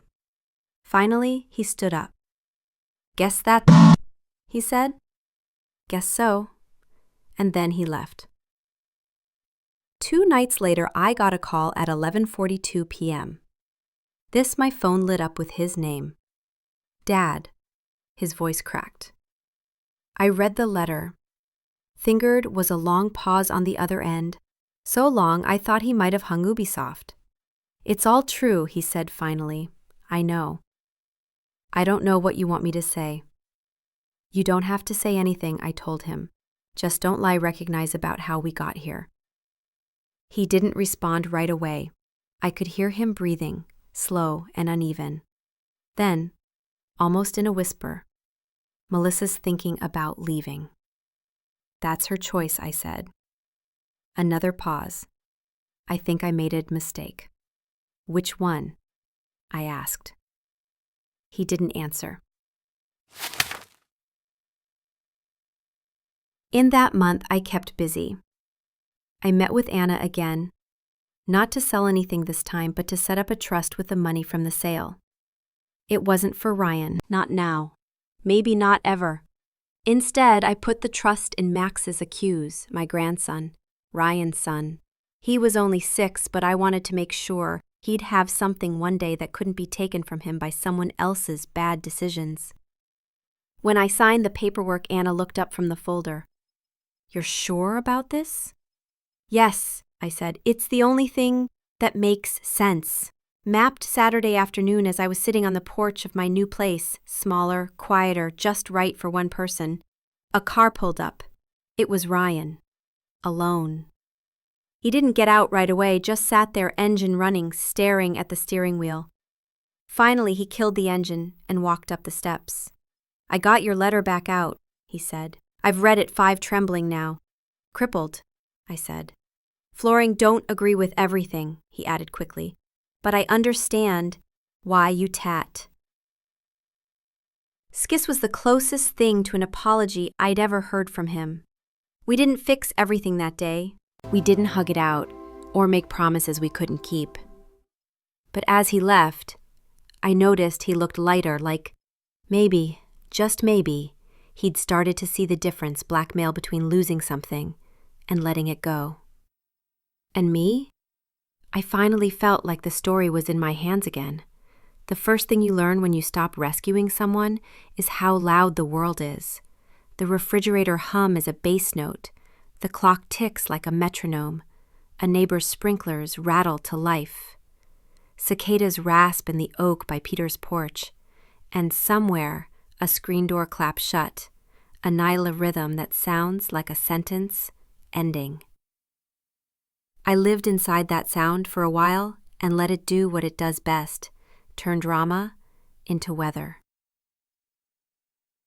Ryan texted me twice that week. The first was a photo of a paperclip schedule. Orientation completed. Resume workshop completed. Job search group optional, penciled in with a question mark. 7 came at 11 a.m. on a Tuesday. Warehouse called. Graveyard shift starts Thursday, when there was no exclamation point. The lack of one felt like the first adult thing he'd done in years. Call me if they need your emergency contact to confirm anything, I wrote. They won't, he replied. And then, after a minute, but thanks. I put the phone down and realized my shoulders had dropped a ½ inch. That afternoon, I ran into Miguel in front of the house now. The corrected truth I kept repeating to myself until it fit without rubbing. He was adjusting the mower height, testing the blade with 2 Romney fingers, the way men who respect machines do. He said, not looking up. For who? I asked. For the house, he said, and then he met my eyes. And for the man. He didn't have to say which one he meant. Sophia stepped out with a dish towel in her hands, the kind of prop domestic piece likes to carry. He came by again, she said, her voice polite but not stiff. Your son. He asked if he could see the backyard one last time. I told him no, but he asked nicely, this said, please, said thank you. For what? She asked, genuinely puzzled. You just did, I said. That's a better termed card than any I've seen in years, She smiled at that, a full-faced smile you can feel in your ribs. We will keep the hydrangeas, she said, nodding toward the white flowers along the porch rail. Your wife's? Yes, I said. The word was a knot that loosened something inside it as it went by. 2 nights later, at 11:19 p.m., my phone vibrated. A number, trembling with the warehouse's prefix. Mr. Miller? Yes? Silhouette is Leah in dispatch over at Pacific Freight. Your son put you down as an emergency contact. He's here early, just thought you'd want to know. Thank you, I said. And then, because the truth deserved to be honored aloud, I do want to know. There was a pause.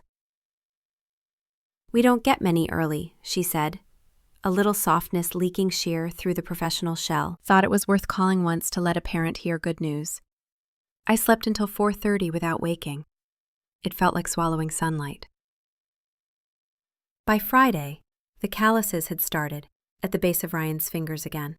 The honest kind, not the hard shell that a constant smirk puts on a face. He texted me a photo of his palm, the skin red and bubble, where a handle had rubbed wrong. What do I do about this? Redistribute. Neoprene gloves with a leather palm, I wrote. Harbor Supply on Saharni. 12th, buy 2 pairs. Rotate them. Let your hands learn the work without ripping them open every night. JFK. Eat protein before you go in, I added. Not sugar. Nuts, eggs, canned tuna if you have to. And water. You'll feel stupid carrying a big bottle. Feel stupid and hydrated. Franklin pulsed, stopped, started again. Ask for money. I didn't offer it. Love can hand a man a tool without also handing him your wallet. When Saturday morning I walked to the farmer's market and let the ordinary joy of people who have nothing to do with you wash over me. Stilted conversations, arguments about peaches, with mimes usually reserved for politics. A kid crying over a dropped croissant with a grief so pure it made 3 strangers bend down at once to try to fix the unfixable. I bought tomatoes I didn't need, and bread I wouldn't finish. On my way home, my phone buzzed. Said she now. Text no name attached. No pronoun clarified. It didn't need one. Melissa moved out. A minute later, says she needs stability. Says I can't give it to her. I stopped under a jacaranda and let the shade do its job. Purple petals marked the sidewalk, like confetti after a parade no one wanted to clean up. I'm sorry, I wrote. 2 words, nothing else. Not, I told you so. Not, she wasn't good enough. Not, you'll be better for it. Only the truth that belonged to me. He didn't write back. The unsent words lifted off my shoulders anyway. That afternoon, Peter knocked once and came flushed in carrying 2 folding chairs he'd found at a garage sale ages ago. He set them on his patch of lawn, handed me one, and sat with that old man groan we pretend we're not making until it's too late to restrain it. Word is Melissa's driving south, he said, like a weather report. Word travels, I said. It always does, he said. And then he gave embroider me the kind of look that means now is when we say the thing we've resisted saying, so that the silence doesn't have to say it for us. I never liked her, Tom. Blindness, I said. She liked your house, he said. Lots of people did, I said, and tilted my chair so the front legs came off the grass an inch. We sat a while, the kind of while that, if you're lucky, you get once a week with someone who knows not to fill it. Across the way, Miguel came out with a Tateman measure. He ran it along the porch and nodded like measurements were prayers. Sophia watched from the doorway, her hand shading her eyes, in a gesture that women have used for 100,000 years, though the sun has not once cared. At dusk, my phone buzzed again. This time, it was a screenshot, a social media post, the kind that breeds in damp corners. A photo of the red and blue lights outside the house 2 months ago, and a caption that read, "Imagine calling the cops on your son. Some people should never be parents." Melissa's name on top. Below it, breeding comments. Monsters paycheck suits. Boomers are abusive. Pass it on. He was probably controlling for years. I know families like this. So toxic. The screenshot from a different friend, Sarah, whose number now lived in under my phone. A newer post she'd written under Melissa's. The digital equivalent of placing a palm against someone's chest without shoving. There's more to this story than the photo. Maybe don't coronate or crucify anyone based on one frame. Hand one heart, 2 hearts. A small hand trying to hold a line against a tide. I didn't reply to either. It turned out the world could roll its eyes at me without requiring mine to roll back. That felt like power of a better sort. Sunday came with the bell at St. Michael's, a sound I'd used to resent when it meant keeping a toddler quiet for 45 minutes. Now it was just a reliable piece of the week, like garbage day or the time the sun decided to tuck itself behind the ridge each evening. Ryan texted at 3:02 p.m. Court on Wednesday. They said it's a formality. The judge will probably count the time served and give me probation. Can you be there? Yes, I wrote. Then, after a second, I'll sit in the back, okay? Minimized smelled like industrial carpet and disinfectant. The benches were wooden, narrow, built to remind you not to get comfortable with being in trouble. The air conditioning whistled through vents with more confidence than the people under them. Me sat in the back as promised and watched the procession of minor tragedies. A kid in a hoodie who thought volume equaled innocence, a woman my age who cried quietly into a napkin that left lint on her cheeks, a man in a tie explaining to a judge that, technically, the sign had not said no on-K parking during the 15 minutes he parked there. When they called Ryan Miller, he stood in the second row, K-Main Ashun chain, and walked forward without performing indignation. The judge scanned a screen, made the professional sound K-eep of a person encountering something they'd encountered 1,000 times, and said, "Criminal trespass, failure to comply.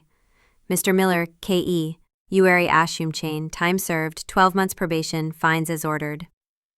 Complete K.E. Ashum chain, a conflict de-escalation class, and provide proof within 90 days. Do you understand? K.E. Ashum chain." "Yes, Your Honor," he said, voice clear, not loud. The gavel sound K.E. Ashum chain is always smaller in person than in movies. It's just wood kissing wood and calling it authority. We turned, saw me, didn't mouth anything, didn't gesture, just saw me. It was enough. Outside, he joined me in the patch of shade under a city maple. "Thanks for coming," he said. "You asked," I said. "Men should get what they ask for once in a while, to learn how to be careful with it."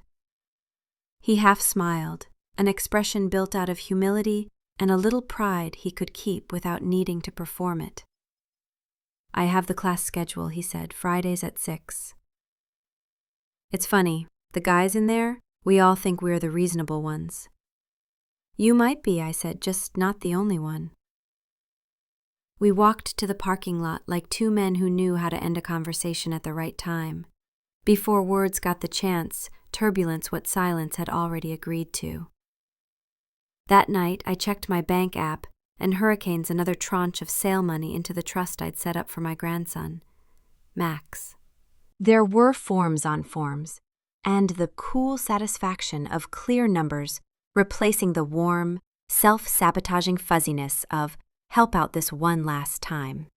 When the confirmation chimed, I pictured Max at 8, at 12, at 20, and wondered if he'd ever Nietzsche know that the money waiting for him had started as a roof his father believed was permanent, and only became love when it became deliberate.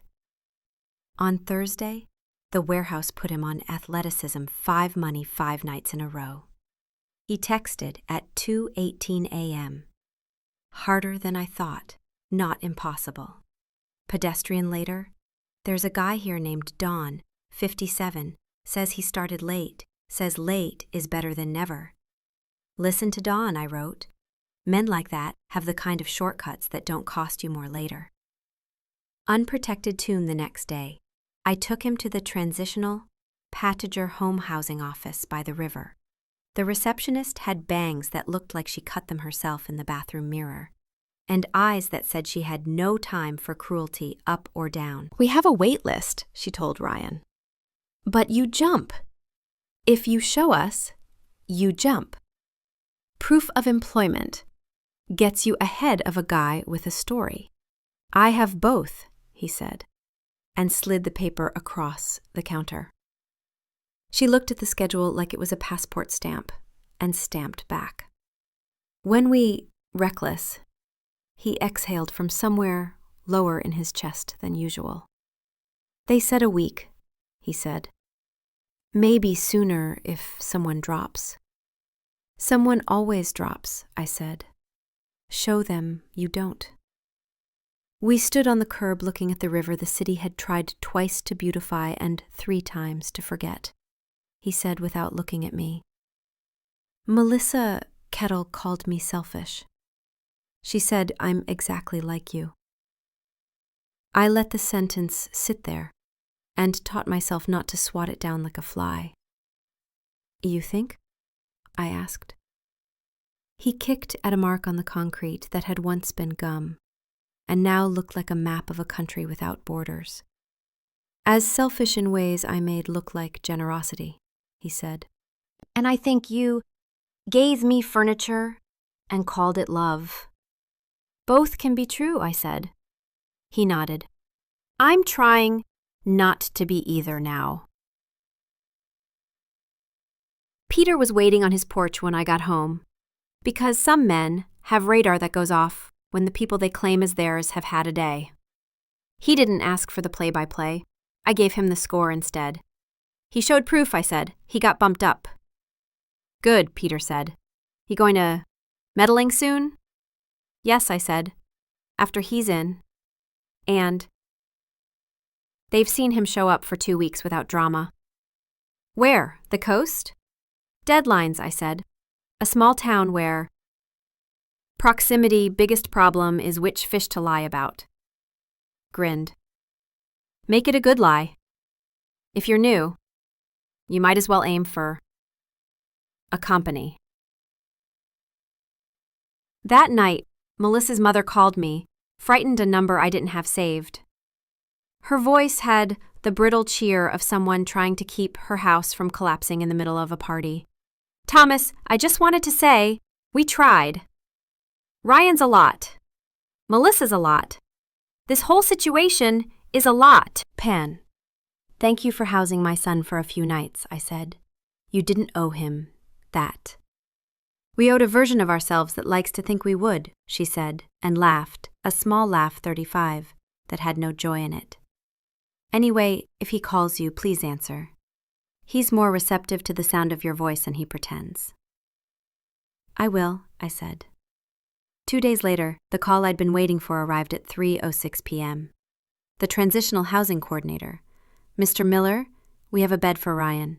He's on the graveyard shift, right? They'll give him some outs, don't wake the rest. Thank you, I said. And then, because gratitude repeats correctly when it's real, thank you. Ryan texted a photo an hour after check-in. A narrow bed, a gray blanket, a locker with a dent that looks like a fist had decided to own something. It's not bad, he wrote. Smells like bleach. That's better than most smells, I wrote. It is, he wrote. Congratulations. It's a step, not a destination. I know. A beat. Can I call you before I head in tonight? Not for a ride, just to say something before brushed starts. Kang, I wrote. When he did, his voice had the steady, hushed quality I remember, timber, from when he was small, and he'd shown me a Lego contraption and asked not for praise, but for the names of the parts he didn't know. Is there a trick to making coffee that doesn't taste like a dare, Can? There is, I said, and told him about a pinch priznacheny, salt in cheap grounds, about rinsing the paper filter, about water just below boiling, about not letting it sit on the hot plate until the smell turns from promise to punishment. Confined. He didn't joke. He didn't say thanks. He just said, okay, and hung up, to go be where, through he had said he would be, when he said he would be there. I stood in Peter's dark kitchen with my hands on the cool edge of the sink, and let a feeling I hadn't trusted in years rise and sit without needing explanation. Not pride, not relief, not victory, just the simple, misled satisfaction of hearing a man you love standing upright under his own weight. There were still bad nights ahead. I wasn't naive enough to narrate this into a fable with smooth edges. There would be missed alarms, and days when the foreman chose somebody else, and afternoons when the housing office reminded him that rules are only merciful to men who follow them.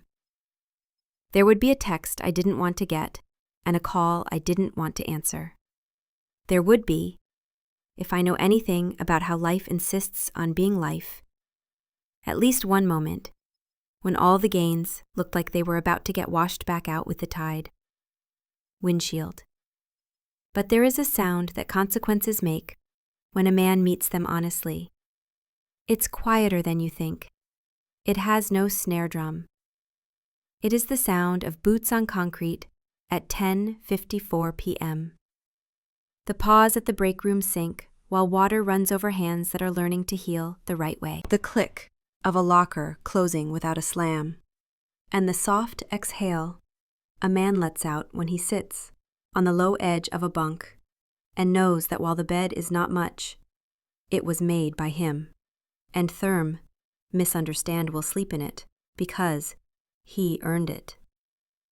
Crimson night, just before midnight, he texted me a photo of his telecommunications on the break table.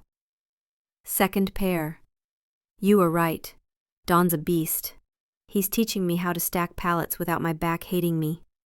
Wrote. Ask him what to fall back do when the foreman pretends not to see you. He'll know. At 2:13 a.m., my phone buzzed again, and, pharmacies, I'd once, I didn't curse the hour. He said, keep moving where they can't, blinked, ignore your motion. Unthinkable. I put the phone face down and laughed, soft in the kind of darkness that makes a man feel like he's not borrowing nighttime, but belonging to it for a minute. Keep moving where they can't, ignore your motion. Combating on an index card, and set it beside my father's watch. In the morning, I made a list the way I always do. Only this time, it didn't feel like defense. It felt like choosing. Call the Coast Realtor back, trademarks, book 3 nights near Bandon, tell Peter the date, blackmail, write Max a letter for when he's older, put it with the trust paperwork, buy Ryan a decent thermos, leave it at reception with no note. I checked off the last one before lunch. It felt right to let the thermos say what needed saying. I believe you're going to need coffee for a while. I believe you'll still be there to drink it hot. By late afternoon, the disarm front window and turned the dust into galaxies. He looked up from the paper and said, You look like a man standing in a doorway. I am, I said. You going to step picturesque? He asked. Yes, I said. Soon. Good, he said, and went back to a crossword clue about a 4-letter word for shorebird, as if that were the most urgent thing available to solve. After dinner, I walked the long way past Ver, then around the block with wretched jacarandas. In front of the warehouse, a handful of men were smoking, their faces lit in orange commas. A figure I recognized from the slouch and the patient step out of the shadows and tipped his chin my way. Don. He didn't say my name because we'd never been introduced. He didn't need to. He flicked his cigarette with the gentle contempt men reserve for habits they haven't yet earned the right to judge and said, "Your boy's learning." "Thank you," I said. "Thank him. That's injecting." "Enter it." And then he went inside, and the motion sensor clicked the light back off, and the night did what it always does, continued, without ceremony. When my phone buzzed at 4:05 a.m. with shift over, feet hurt, no disasters, I didn't answer. It felt correct to let his words stand without my putting a frame around them. Mercy without subsidy, love without disguise, boundaries that don't brag. I said those things to myself and let them be the scaffolding while the rest of the building took shape. Tomorrow, I will sign the lease on Zackle Place near the ocean, where the windows open toward a horizon wide enough to hold a past without letting it monopolize the view. Tomorrow, I will tell Peter the exact day, and he will pretend to be surprised, because that's how men give each other permission to leave without making it look like abandonment. Tomorrow, I would put my suitcases timeouts by the door and sleep one last night in a room that had held the weight of a whole season and never once sagged. I stood in the kitchen and wound my father's watch until the second hand moved steady as breath, then set it down and listened to the house settle. Somewhere, 2 dogs traded barks, then called a truce. A train spoke its long vowel. Nigh out there, my son sat on a bus seat or the low step of a bunk and learned what it felt like to arrive at a place you chose because you were tired of places that chose you. Consequences have a sound. So does recovery. I'd forgotten that. Now I could hear both, and the space between them reached where I intended to live. Epilogue. When Sunday morning came, I was up before the sun, not because I couldn't sleep, though that had been true for months, but because there was something I needed to see with my own eyes. The air was crisp, the kind of October chill that carries the smell of damp leaves and wood smoke. I made coffee in the old percolator, black, no sugar, and stood by the kitchen window. From here, I had a perfect view of my old driveway and the street beyond. At 7:12 sharp, the rumble of a battered Chevy pickup broke the stillness. Ryan's truck. I recognized the dent in the passenger side door and the way the muffler rattled when it idled. Melissa sat in the passenger seat, sunglasses on, even though he hadn't climbed high enough to need them. They didn't see me, or maybe they didn't care. The truck rolled past my house, no, not mine anymore, slowing as it approached the mailbox. Ryan leaned out, looking at the Rodriguez's new landscaping, the fresh paint on the shutters, the way the front lawn looked like it had been combed. Melissa said something I couldn't hear, and Ryan gave a short, bitter laugh. Then the truck rolled on. I knew where they were headed. 2 blocks down on the corner sat a small rental unit that used to be an insurance office. I'd seen them coming and going from it a few times since the eviction. It was barely big enough for 2 people and a bed that didn't touch the walls, but it was what they had, constructs. I took a slow sip of coffee, letting the bitterness settle on my tongue. A year ago, Ryan had been walking around like he owned it, literally. Now he was driving past in a truck that sounded like it might fall apart at the next stop sign. I wish I could tell you I felt triumphant, that I savored the sight like a long-earned victory. But the truth is, what I felt was quieter. It was the same feeling you get when you finally take a splinter out of your hand. Relief, yes, but also the faint ache of knowing it had been part of you for too long. By mid-morning, I had visitors. Miguel and Sophia Rodriguez pulled into the driveway, my old driveway, with bags of groceries. They were all smiles, waving to me through the kitchen window like neighbors who'd known me for years. Sophia knocked on the back door. "Thomas, we brought too many pastries." "While the bakery, please take some before we eat them all." I stepped outside, the sun warm on my shoulders. "You didn't have to do that." "We wanted to," Sophia said. "And Miguel insists your coffee is better than mine. He says it's the right bitterness." Miguel grinned sheepishly. "I've been trying to get it like yours, but it's never the same." We talked for a while about their work, the new neighbors, and the fact that they'd adopted an old rescue dog named Pepper. I noticed how easily they spoke, how there was no edge of calculation in their words. Before they left, Sophia said something that stuck with me. "You know, I think houses remember the people who cared for them. This one feels happy again." Monitored, my throat tightening. That afternoon, I took a drive of my own. Not aimless, not accidental. I parked the old rental unit where Ryan and Melissa were staying. From this angle, I could see through the blinds just enough to catch him around inside. His posture was different, shoulders hunched, steps slower, as if the air itself weighed more now. Melissa came to the window, pulling the blinds shut when she spotted my car. I didn't linger. This wasn't about gloating. It was about confirming something I already suspected. The fallout had begun, and it wasn't just financial.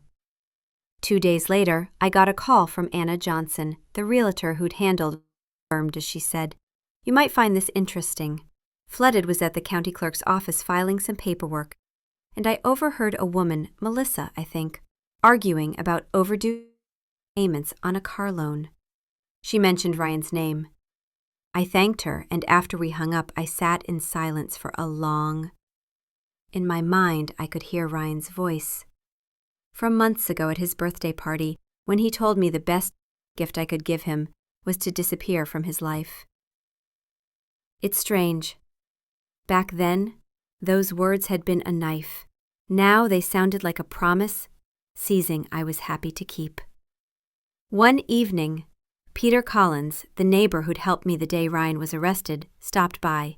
He leaned against the fence looking like he had something he wanted to say but wasn't sure how. "When Thomas," he began. "You remember how I told you I'd keep an eye on things? Well, I've heard from folks around town that Ryan's been asking around for work. Nothing's panned out yet." Surprised, Peter hesitated. "You don't seem angry anymore." I thought about that. I'm not really. Anger takes energy, Peter. And I'd rather put that into line back, 5. He smiled faintly. "Guess that's why you've aged better than most of us." We talked for a while longer, and when he left, I felt something shift inside Muzzle. Not forgiveness, Ryan hadn't earned that, but something else. A recognition that I'd taken my revenge as far as it needed to go. Still, I kept one last card close to my chest. In a safe deposit box at the bank, there was an envelope addressed Timelines. Inside, a copy of the deed transfer, the bank statements from the sale, and a short note in my handwriting. "You thought this house was your future. I built it with my past. You took it for granted. I took it back." I didn't know if I'd ever give it to him. Maybe someday when the dust had settled, maybe's the not knowing is the sharpest edge. On the first Friday of November, I stood in the driveway with Exclude, Sophia, and Miguel, watching Pepper chase leaves across the lawn. Sophia turned to me. "Thomas, you look lighter these days. Happier." I smiled. Maybe I am. Maybe it's because the house is in good hands now. Miguel clapped me on the shoulder. "And so are you, my friend. Runaway. For the first translate in a long while, I believed it."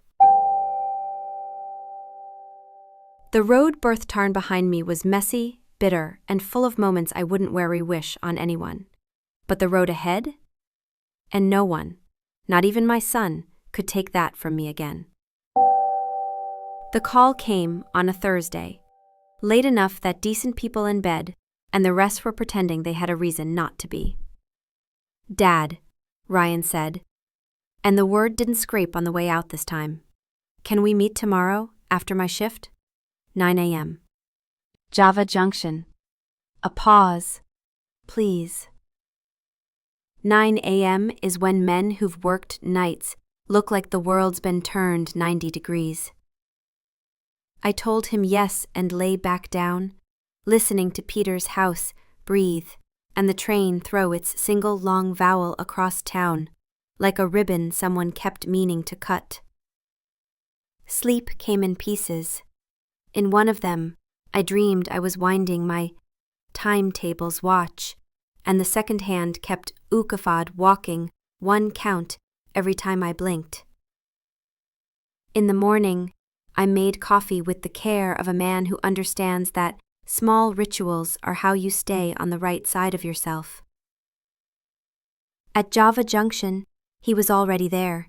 He'd taken the corner table near the window, our old spot, because it was half in shadow and half in the kind of light that forgives.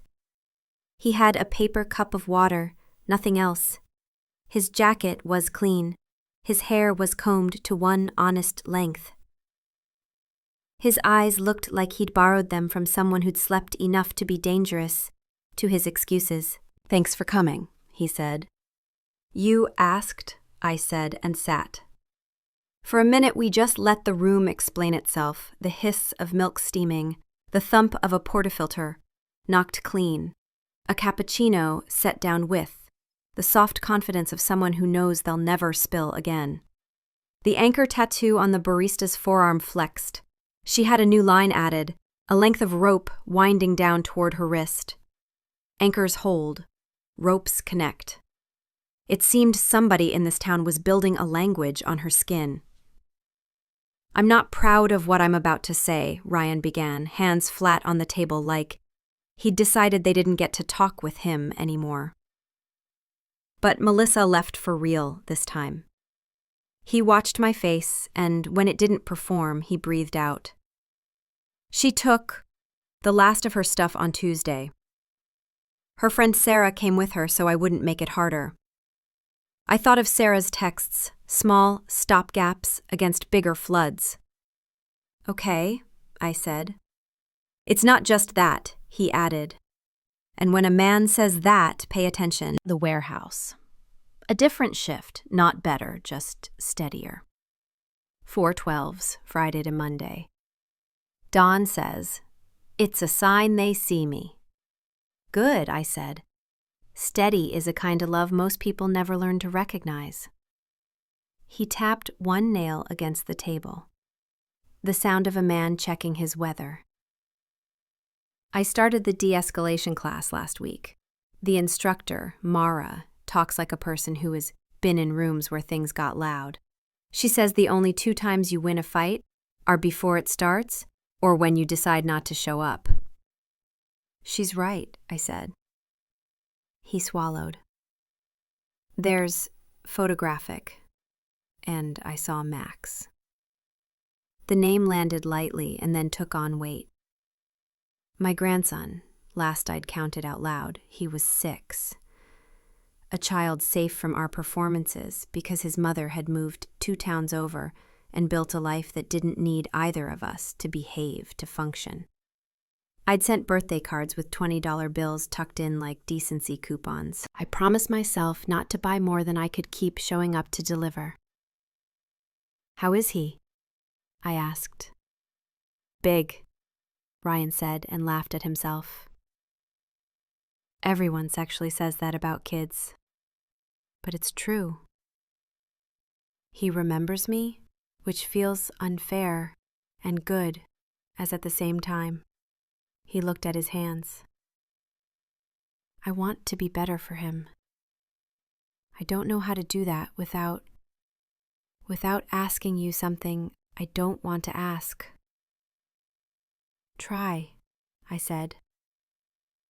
"I don't need money," he said quickly, like the rest of the sentence would be less shameful if he got this part out first. "I need I need you to tell me what to do when I don't know what to do. Not just today. Like a plan that doesn't have your wallet in it. Thing about finally hearing the thing you've been waiting years to hear is how little it moves your face. Relief is quiet. Okay, I said. We can do that. He nodded, then reached into his jacket, screened and pulled out an envelope, creased soft at the corners from being handled too much. He slid it across to me. What's that? I asked. He pushed a breath through his nose. Your note, he said. The one you left at the house. I've been carrying it. I hate it and I need it. I didn't touch the envelope. It didn't need my fingerprints. Okay, I said again. We talked paycheck and specifics for an hour because speeches never saved a man, and specifics sometimes have. He had the schedule. He had the probation appointment calendar. He'd moved his stuff from the motel to a lower bunk by the river. The housing coordinator had his paperwork in a file with a green tab because green meant this one a cheap thermos, the one I'd dropped at reception with no note, and said it works, like that was all either a thermometer to admit. When the talking ran out, he said, Can you meet me again next Thursday? Same time? If I mess up, I'll tell you. If I don't, I'll tell you that too. Yes, I said, but I'll give you something today so you know I'm not just saving it for Thursday. I took a folded sheet from my pocket. I'd written it the night before because the truth, when you finally decide to say, doesn't deserve to be left taxed-edged to improvisation. I slid it across. He didn't open it.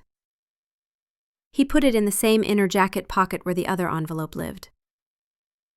2 notes beating against each other like hearts that didn't know yet they were on the same team. We stood. He didn't reach for me. I didn't make him.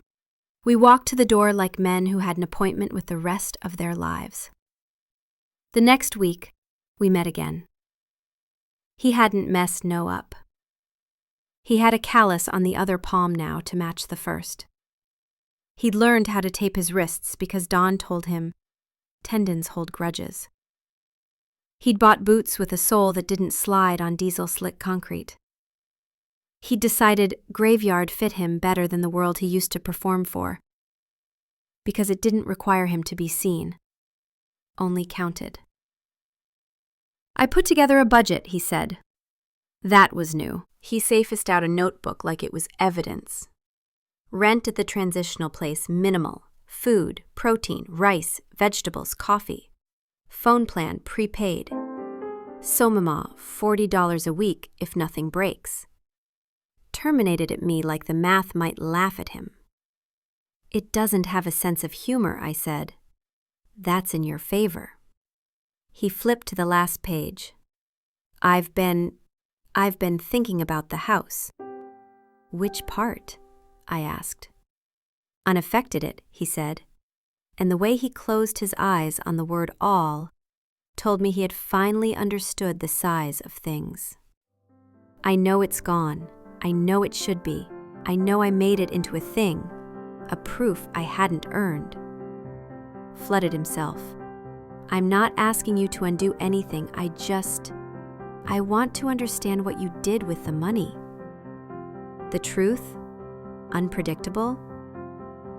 The truth, he said, and didn't try to make his voice sound braver than it was. I put it in a trust, I said, for Max. Heightened face pulled blank in the way a man's does when the emotion arrives before the name for it. What for Max? He repeated, testing the words for bitterness, remarkably, and finding none. He'll get it in pieces, I said, not all at once. Education, a down payment if he treats roofs the way men are supposed to. Tools if his hands turn out to want that. It's not to make his life easy, it's to make it honest. He nodded too fast, like the body's instinct brush to agree could outrun something breaking. He looked at the table, at his notebook, at the window, finally at me. Is any of it for... No. I said, not because he didn't deserve something in the abstract, but because answering any Ermint way would unwind the line we had finally gotten to hold. He took it without flinching. It surprised me how much that mattered. Kami. Swallowed. That letter you gave me last week, he said quietly. I read it, brushed too. Wrote about the trust. You also wrote that I was removed as your beneficiary 3 years ago, and I never noticed. I was drunk that year, he said, on everything. A beat. I'm not now. They can tell, I said. He tapped his finger on the envelope in his pocket. In your letter, you said there was one thing left to be decided. What is it? The watch, I said, and saw his throat work. My father's. It was always meant for a son who would wear time like a responsibility. His eyes shut for a second, then opened in a slow strobe. You should keep it, he said. You earned it more, Ani. That's not how gifts work, I said. You give them to the person who will honor them the longest. He didn't ask who that was. He didn't have to. 2 days later, we made a Saturday of it. Kind that deserves to be called that with a capital letter because everyone involved chose to show up. Max's mother, Jenna, had agreed to coffee in the park by the library. She'd always liked me in the way women like the father their partner should have listened to more. She was careful with her eyes around Ryan, alert for old patterns. I brushed would blame her. She had a child to guard. She'd do it, even if it meant her arms got tired. Max ran across the grass with the force of a beagle. 6 had made him aerodynamic. His hair stuck up the way enthusiasm does. He stopped 2 feet short of me like someone had taught him the geometry of hugs after a pandemic and didn't want to get it wrong. Grandpa, he said. That word landed like a coin in a dish. The right sound in the right place. Connection, I said, and crouched so my knees could complain privately. He smelled like crayons and cut grass and something sugary Jenna was probably going to pretend she hadn't allowed.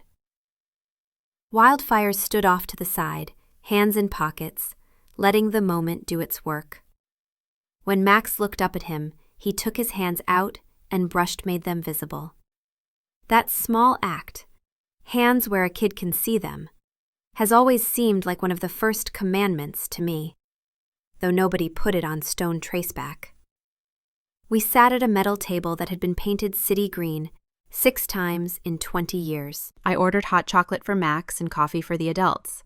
When the paper cups arrived, I reached into my bag and the watch box. Jenna saw it and went still. Ryan didn't move at all. Max, I said, do you know what this is? A box, he said solemnly. I smile. Do you want to know what this is? Correct. Do you want to know what's inside? He nodded with the full commitment only children and very old men can manage. I set the box on the table and let him lift the lid. He sucked in a breath. Even if he didn't understand the value, he understood the gleam. The face was simple, no diamonds, no tricks, just numbers and a second prolonged hand doing what it had always done. Honor the terms. This was your great-grandfather's, I said. He wore it every day. Then it was mine. I wore it when it mattered. Someday, if you honor your word and show up when you say you will, it will be yours to wear. Unrecognized looked at Ryan, because kids take their cues from whom they'll copy. Ryan met his eyes. Nia listened to him, he said, voice small but steady. He knows about time. Jenna's eyes were wet. She wiped them the way people do when they don't want to draw attention to their sincerity. Thomas, she said softly. I'm not giving it now, I said, and Max's face fell in a whipped that told me the lesson was landing in the right order. I smiled. I'm giving you the promise of it. Promises are like ladders. They mean nothing if you don't climb them. He nodded with a seriousness that made me want to check the bolts on every railing he'd ever encountered. Ryan blew out a breath and put both palms on the table. "Dad," he said, "I'm sorry." He didn't soften it. He didn't dress it up. He didn't make for part of the sentence. "Yeah, I'm sorry." Yes on Max, so he could see a man receive the thing boys think will kill them, to say. "Thank you," I said, "I accept." Something eased across his face like a knot letting go. If you've ever untied a rope that's been under tension too long, you know the noise it makes. In your hands. It's quiet, and it's everything. We spent an hour on the playground. Ryan pushed Max on the swing without acting like he was still a kid himself. Jen and I talked about boring things. The rent on her place, the reading log the school lends home, whether 6 is old enough, Theodore Knife. It is for some boys, not for others. If you sit with the boy and teach him respect for edges. Shuts me where I was headed when I moved. Pledged the ocean, I said, a small place. Windows that remember what wind is for. Windshield they was time to go, Max hugged me, with the blind charge that makes men honest. He hugged his father, too. Ryan didn't look at me while it happened, and I didn't make him. Walking back to the car, Ryan said, "I almost asked for me." "Fingerprints. I'm glad I didn't," he said. I don't think my wrist would have known what to do.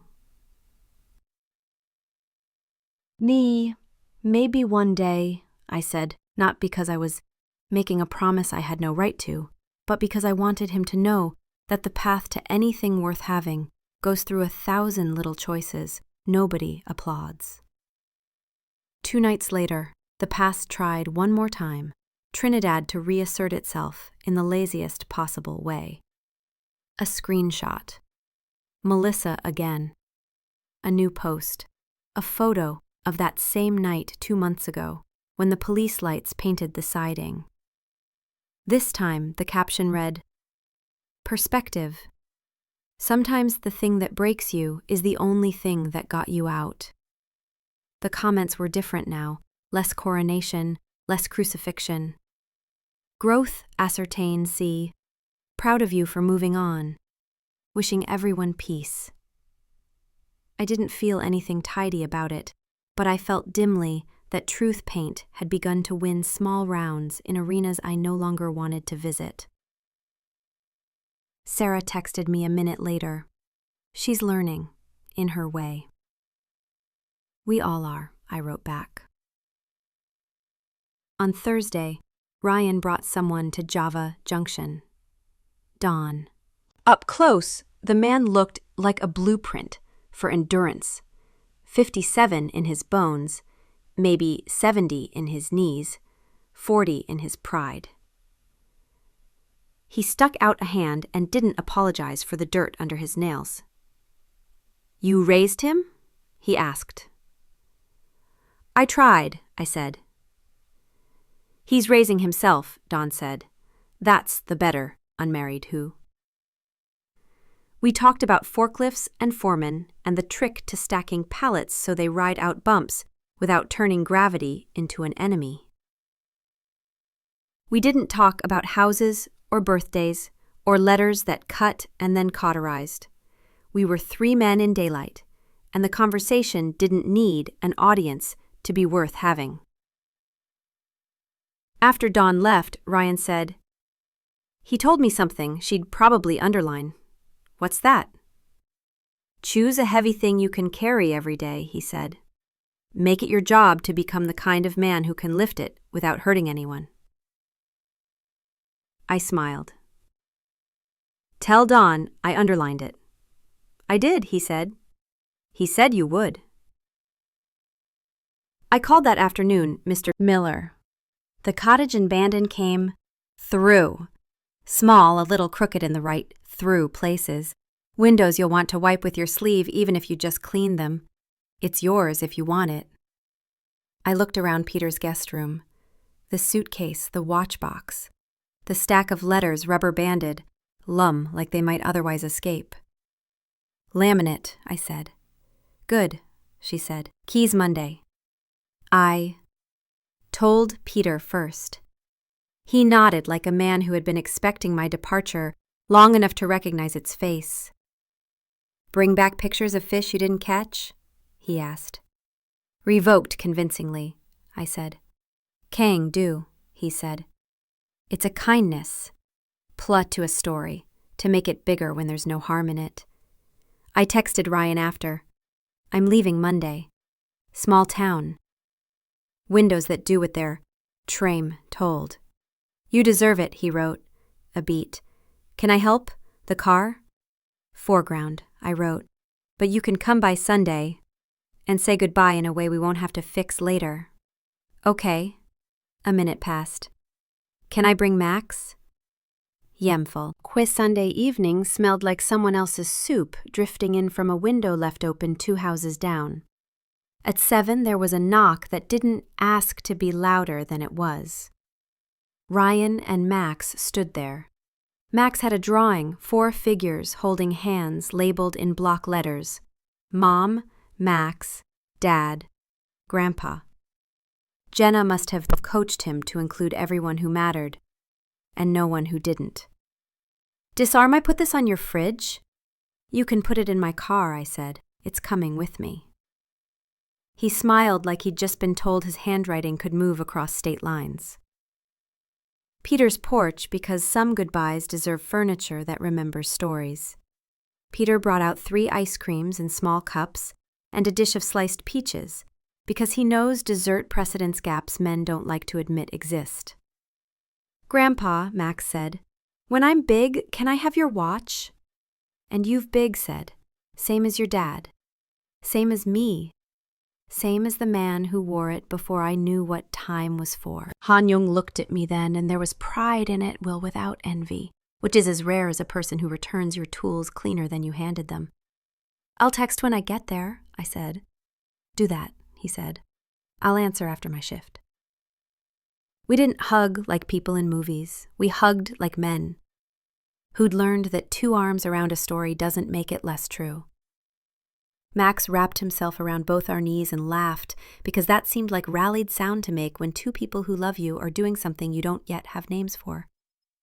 When they left, I stood in the doorway and watched them walk down the path together, small hand and larger hand, the kind of geometry that tightened no matter where you set it down.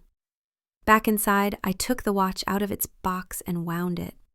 The second hand moved steadily, without asking my permission. I set it in the cup holder of the car for the morning, not because I needed to keep checking it on the drive, but because I wanted to see the road with me one last time as mine before it became promise again.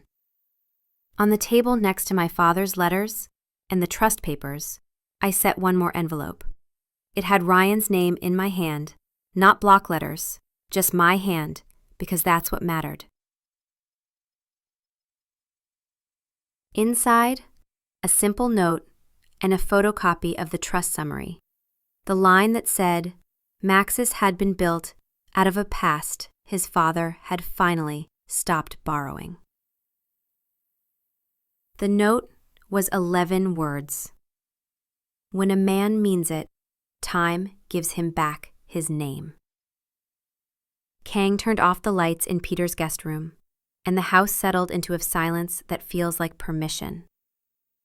I'd drive west until the air tasted like salt and possibility. Tomorrow, a small cottage with windows that did what they were told would learn my footsteps. Tomorrow, the watch would ride with me. Because time and men get to say goodbye to each other in their own ways. Tonight, I lay down in the dark and let the sound of a man I once rescued walking under his own weight be the lullaby I hadn't earned until I stopped singing it. F-gang on a Monday, because Monday is when you start things you intend to keep. Imprisoned stood on the porch with his hands in his pockets. Like a man seeing off a train he helped lay the tracks for. We didn't say much. He handed me a paper bag with 2 sandwiches an apple, and a folded napkin that had "Safe Travels" written on it, in the blocky handwriting of a man who never wanted to forget what he meant. "Crimson me when you see water," he said. "I'll send proof," I said. "Lie big about the Albuquerque," he said, grinning. "You're new. You traverse modesty yet." I put the watch in the cup holder before I pulled away, not because I needed to look at the time, but because I wanted it to see what I saw. We drove like old friends do, quiet for stretches, then catching up without having to retell the parts that weren't worth the air. The road unfurled, the valley gave up its heat, the pines took their turn. And then, around a bend that felt like apology, the Pacific tipped its whole Blueberg body toward the land, and the air changed. I pulled into a turnout and texted Peter a photo, the horizon a gull mid-complaint, the watch in the corner of the family like a witness. "You made it," he replied. "Now go make it's yours. Meet you trust in Yolonen honest." The cottage was smaller and more honest, white paint, a shade too bright in spots, a porch that tilted just enough to remind you wood is alive. The key turned with the satisfaction of a lock that hadn't been embarrassed by a million false starts. Inside, floors that breathed in their seams, windows that did what they were told and no more. The kitchen was a stove, a sink, 3 cabinets, and the kind of counter you measure bread dough on, because no one ever taught it marble's bad habit of chilling what ought to rise. I carried 2 suitcases in and set them in the bedroom.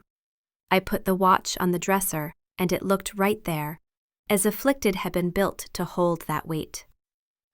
I opened the windows and let the ocean paint the air with salt. Then I did the most important thing a man can do when he arrives where he meant to go. Nothing. I stood in my silence and let the house learn my name at the same time I learned it. That night, I ate a sandwich over the Sinkies because some habits tell the truth about you better than any speech. I turned the porch light on and listened to the world do its shift change. Oak in its long syllables. Somewhere down the block, a dog offered commentary of it. A screen door made the sound that all screen doors have made since someone first decided bugs were not invited. I slept like a man who had finally chosen where to set his head. Morning came with fog. Not a metaphor, a real thing that draped Wolver across the street and decided which houses deserved to be half invisible. I made coffee with a pinch of salt and a patience that has always felt like prayer, even when I don't call it that. I wrote Max's name on an envelope and tucked a postcard inside. The ocean is a big clock. It reminds you to show up. I wrote Jenna's address and set it by the door. Around 9, my phone buzzed. Ryan got off at 7, slept 90 minutes. Dawn says, cues. That's what men do when life is temporary. Sending proof. A photo followed. His time card with 4 nights of numbers that add up to honesty. Good, I wrote. Eat before you crash threatens. Protein, water, you know the drill. I do. A beat. You there? I wrote and sent a picture of the porch, the watch on the railing, the fog doing its thing. Looks like a place where mistakes can hear themselves think. The plan, I wrote. Afternoon, the realtor handed me a folder with keys, a map, and a list of addresses under the heading hardware, groceries, post, coffee, decent. She had the good sense to leave church off, and bar off too. You need anything else? She asked. I need the man in this town who knows how to make a roof behave, I said. She smiled. Evan, she said, and wrote a number. He's Bola. He knows wood. He knows when to tell it no. I called Evan and told him the porch leaned like a man who'd had one drink more than comfortable. He came by at 3, set his level down like a preventive priest laying a book on an altar, and nodded at the bubble. "She's honest about it," he said. "That helps." We agreed on a number and a date. He shook my hand and didn't squeeze too hard. "You came here to be left alone," he said. "Not as a challenge, just as a statement a man who has seen many arrivals keeps on the shelf." "I came here to make good use of quiet," I said. "That's better," he said, and left. I made a routine. Men like me always do, even when we pretend we're free of the urge. Mornings, coffee, a walk down to the jetty, a wave at the old guys who stand with lines in the water and excuses in their pockets. Midday, fix one thing in the house, not 2, not 10, 1. A hinge, a latch that complained, a light switch that had learned to stutter. Afternoons, letters. 1 to Peter, 1 to Max, 1 to myself, folded in a drawer I promised nicknamed not to open for a month. Evenings, the ocean. On a bench where I let the hum of God, the real one or the metaphor, I don't argue, do that thing it does to men who have learned the difference between noise and something worth listening to. On Thursday, a package arrived addressed to the Trust's P.O., the box I'd set up before I left. The bank had forwarded it like a dutiful clerk. I opened it at the kitchen table with a knife I'd found in a drawer, one of those cheap, serrated ones that work better than the expensive kind, if you know how to use them. Paper and a thin stack of check. The paper was a deposit confirmation. The check was for $500. The name on the remitter line was Ryan Miller. The account number matched Max's trust. No note, no flourish, no plea for applause. I grandparents with that for a long time.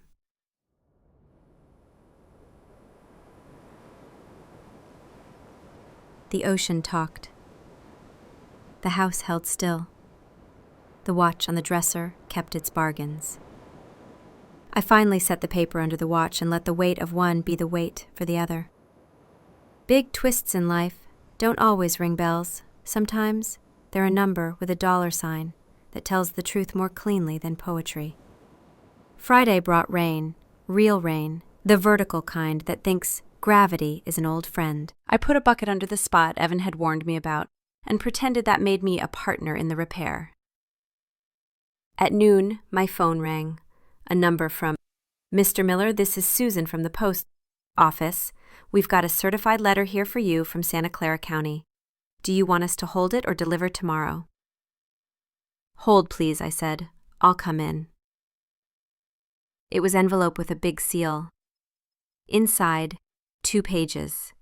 One from the court clerk confirming probation terms completed early, de-escalation class done, fines paid, officer's report clean as you could hope for. The other was a notarized declaration. I, Ryan Miller, hereby waive any claim or explicated of inheritance or beneficiary status from the estate of Thomas Miller, now or in the future. This intermittent is voluntary and permanent. Below it, a signature I recognized from 1,000 school forms I'd signed when he was too young to know that practice was writing a future. We're rest and quiet of a small-town post office and let the shocks align. The deposit for Max, the waiver, the early completion notice, the tiny bureaucratic proof, PEM that a man had done something harder than a grand apology. He had chosen his target and removed the escape hatch. Everything all right? Susan asked from behind the counter, the way people in small towns ask because they intend to help if you say no. Better than all right, I said. It's just rare. Well then, she said, and stamped a package with more care than it needed. I'm glad I got to see rare discharged today. On my way back to the cottage, I stopped at the hardware store. The coffee there was terrible in a comforting way. They sold 3 things nobody needed and everything someone would. Forehand, at the counter Walt, Wore a shirt with Walt on it, because truth doesn't always need mystery. I bought a proper box for the watch, acid-free, felt-lined, meant for protection as much as display. I bought a thermos, because good luck needs company. And I bought a second cheap serrated knife, because a man's kitchen drawer should always have one to lend. That evening, I called Peter. His story's waiver, I said without hello, and $500 for the trust. Peter didn't whoop. He didn't make the mistake of turning someone else's moment into his celebration. So he's the guy now, he said. He's becoming him, I said. Good, Peter said. Men look better in becoming than in pretending to have arrived. On Sunday, the fog lifted like a curtain a child was tired of tugging. I walked the headland path and watched gulls hold position over waves like they were tied to something I couldn't see. Flooring buzzed in my pocket. Ryan, you at the ocean? I am. I'm at the river. They moved me to an upper bunk. A new guy needed the lower. I didn't complain. Don said that's the moment people notice who's serious. He's right. I did something else. He wrote, I put my name on a savings account that only lets me take money out in person. No app, no panic transfers. Don laughed/Twitter and said, that's how men like us have to lose, by making it harder to lose. I stood at the rail and let the air fill the parts of me that had been undersupplied for years. I got a letter I wrote. 2, actually. I attached a photo of the waiver. No address, no numbers, just the signature. Okay, he wrote. I meant it. I know. Do you still have the watch? Yes. Not for me. For later. I'm not asking for it. I'm asking you to keep it. Where I can't get to it until getting to it would make sense. Looky, you going to church out there? I looked at the ocean. I have always been civically religious. I show up, I stand, I sit, I shake hands as appropriate. I don't boss it around, and it doesn't ask me to explain it. Tell the bench I'm trying. It can tell, I wrote, and put the phone away. Though at dusk, a knock came on the cottage door, not the kind that mistakes urgency for importance. 2 taps, a pause, a third. The rhythm of a roller's who knows you, not a stranger selling something. I opened it to find the realtor holding a small envelope and a cautious smile. This came to the office for you, she said. From a law firm. I figured it might be the kind of thing you'd rather hold tonight than tomorrow. It was. Inside, a single sheet on good paper, confirmation that the cottage was no longer titled in my name. Not exactly. I had instructed this quietly 2 weeks earlier, and then decided to forget it, to test whether I was the kind of man who would keep a promise to himself without needing applause. The cottage now belonged to a trust. The trust belonged to Max. The trust had a clause. Grantor retains life estate with absolute right of occupancy and control until death, at which time the property conveys to beneficiary free and clear. We trustee was a bank that didn't care what your feelings were. The successor trustee was an attorney who signed with a fountain pen older than I am. It was a piece of legal grammar I knew by heart. It was also the truest version of the promise I had decided to make.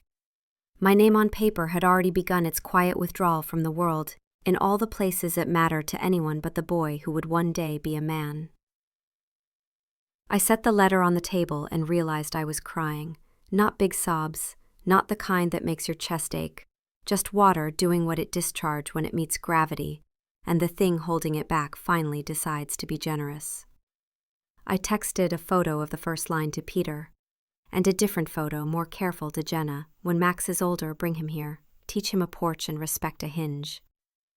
She wrote back a single yes that I believed more than any blessing I've been handed by a stranger in a robe. I didn't send the photo to Ryan. Not that one. Not yet. Some gifts don't become gifts until the person on the other end has decided to meet them halfway. The last loose end I'd been avoiding came by way of a voicemail on Tuesday. Condemned it. This is Officer Grant. I came across your number in an old report and thought I'd call to say I hope things have settled. Not my business, but some cases stick. Polluted, he promised Loven. I sat with it, then dialed. Wildfires, he said. You could hear the uniform even through the phone. This is Thomas Miller, I said. I wanted to thank you for doing your job the way it should be done. Dismay his throat. We try. Your son, he's doing all right? He's doing what he says he'll do, I said. That's the start of all right. Good to hear. Tell him a cop he doesn't know said he's rooting for him. I will, I said. After we hung up, I texted Ryan. A man you don't know is rooting for you. That's what happens when you mind your side of the line. We sent back the thumbs up, which in our new language delivered didn't mean lazy agreement. It meant he wasn't going to waste words when it was time to work. By the second Saturday, the cottage had adopted my contained Quallenmore 610 was its moment. The door by the kitchen learned to stick unless you spoke to it first. The porch creaked where it wanted to, and Evan had taught it to Quallen Creek more honestly. I took the watch to the bank on Main Street, asked for a safe deposit reshape box, and slid it in alongside a photocopy of the trust summary and the note I'd written for Max to read when he was old enough to understand the difference between a thing you wear and a thing you live up to. On the way out, I stopped at the bulletin board by the door where people tack up evidence of their lives. Guitar lessons, a lost cat that will be found, sanctual or won't, a flyer for a beach cleanup, parcel with a photo of last year's haul. All those humble confessions humans make in public in hopes other humans will answer. There was a handwritten index card, too. AA 2nd Street, 7 p.m., back room of Fisherman's Hall. All welcome. A number at the bottom. It wasn't my number to call. It was good to know it existed. That evening, the phone rang at a decent hour, because a man learning decency tries to hit the mark. Congressional, Ryan said. Can I tell you something?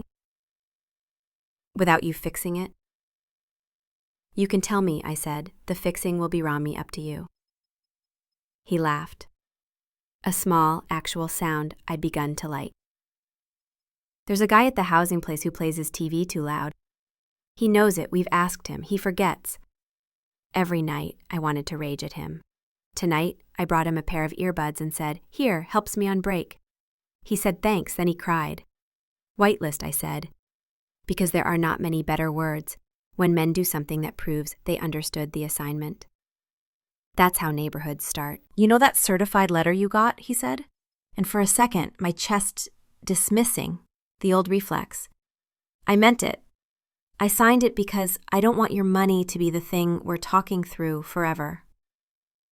Also, did something, Twitter, else, he said. I called Jenna and unchecked if I could put $50 a week into an account for Max without her telling him yet. She said yes if it doesn't make me late on rent. I told her I'd bring receipts. She laughed and said, Who are you? I said, I'm trying to be who I should mutually been. That's a good answer, I said. Try it again tomorrow. I will, he said. How's the ocean?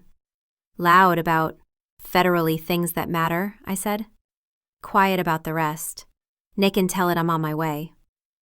Rune, just on my way. It knows, I said.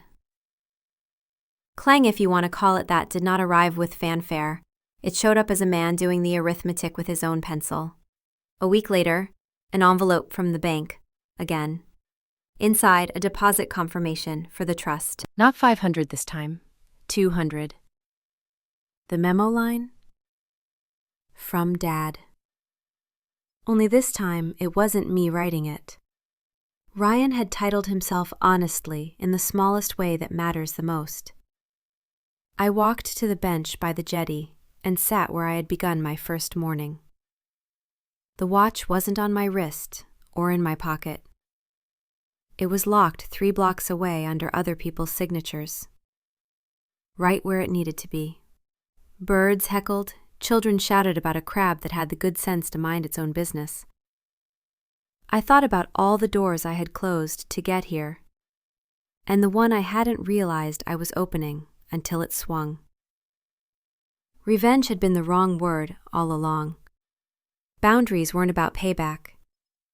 They were about permission to be the man I should have been sooner, and to let my son find out whether he wanted to be one, too. My phone buzzed. A photo. Max, holding a piece of paper, with big letters too close together. I will show up. Below it, a drawing of a watch that exercised a circle with 2 hands stuck to it, and 4 dots for the numbers that mattered to him. Minimized caption. He insisted you needed to see his promise. He spelled it himself. We are working on spacing. It's perfect, I wrote back. Tell him promises read fine, even when the letters touch. Reese crying chimed in with a picture from the warehouse. Dawn leaning against a forklift, chin up like pride was a place excluded. He finally felt comfortable setting his face. He says hi. Also says stop telling me things he already told me. Tell him I'll stop when he does, I wrote. So never, Ryan wrote. So never, I agreed. Outnumber on my last night of the story. I stood at the open window, frustrations, and let the salt air write its signatures on the sill. I thought about the first time I heard my son suggest erasing me, like I was a chalk line he'd outgrown. And I thought about the silence that followed.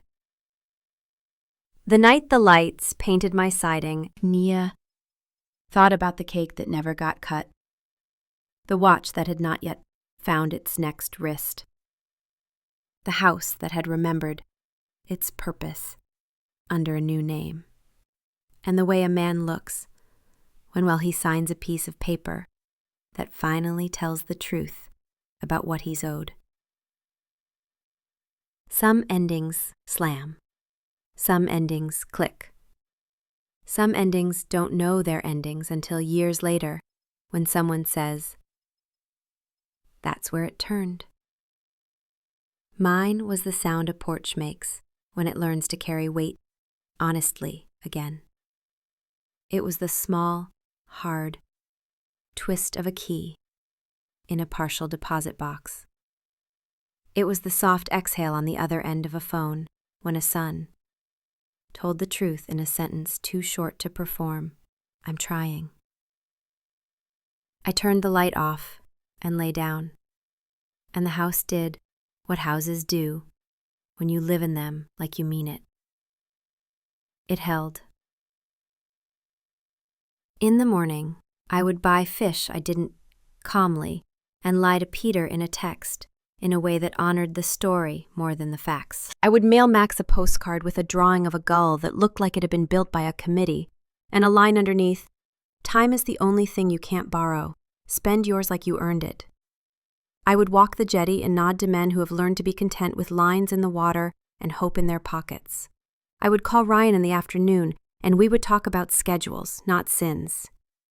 Not Samedi, I would meet them both at this little cottage. Max would be taller. Ryan's hands would have learned manners. We would stand at the safe deposit box, and I would let the banker hand me my father's watch so I could hand it to a boy who had become a man while we were busy choosing to be men ourselves. He would put it on. The second hand would keep its promises.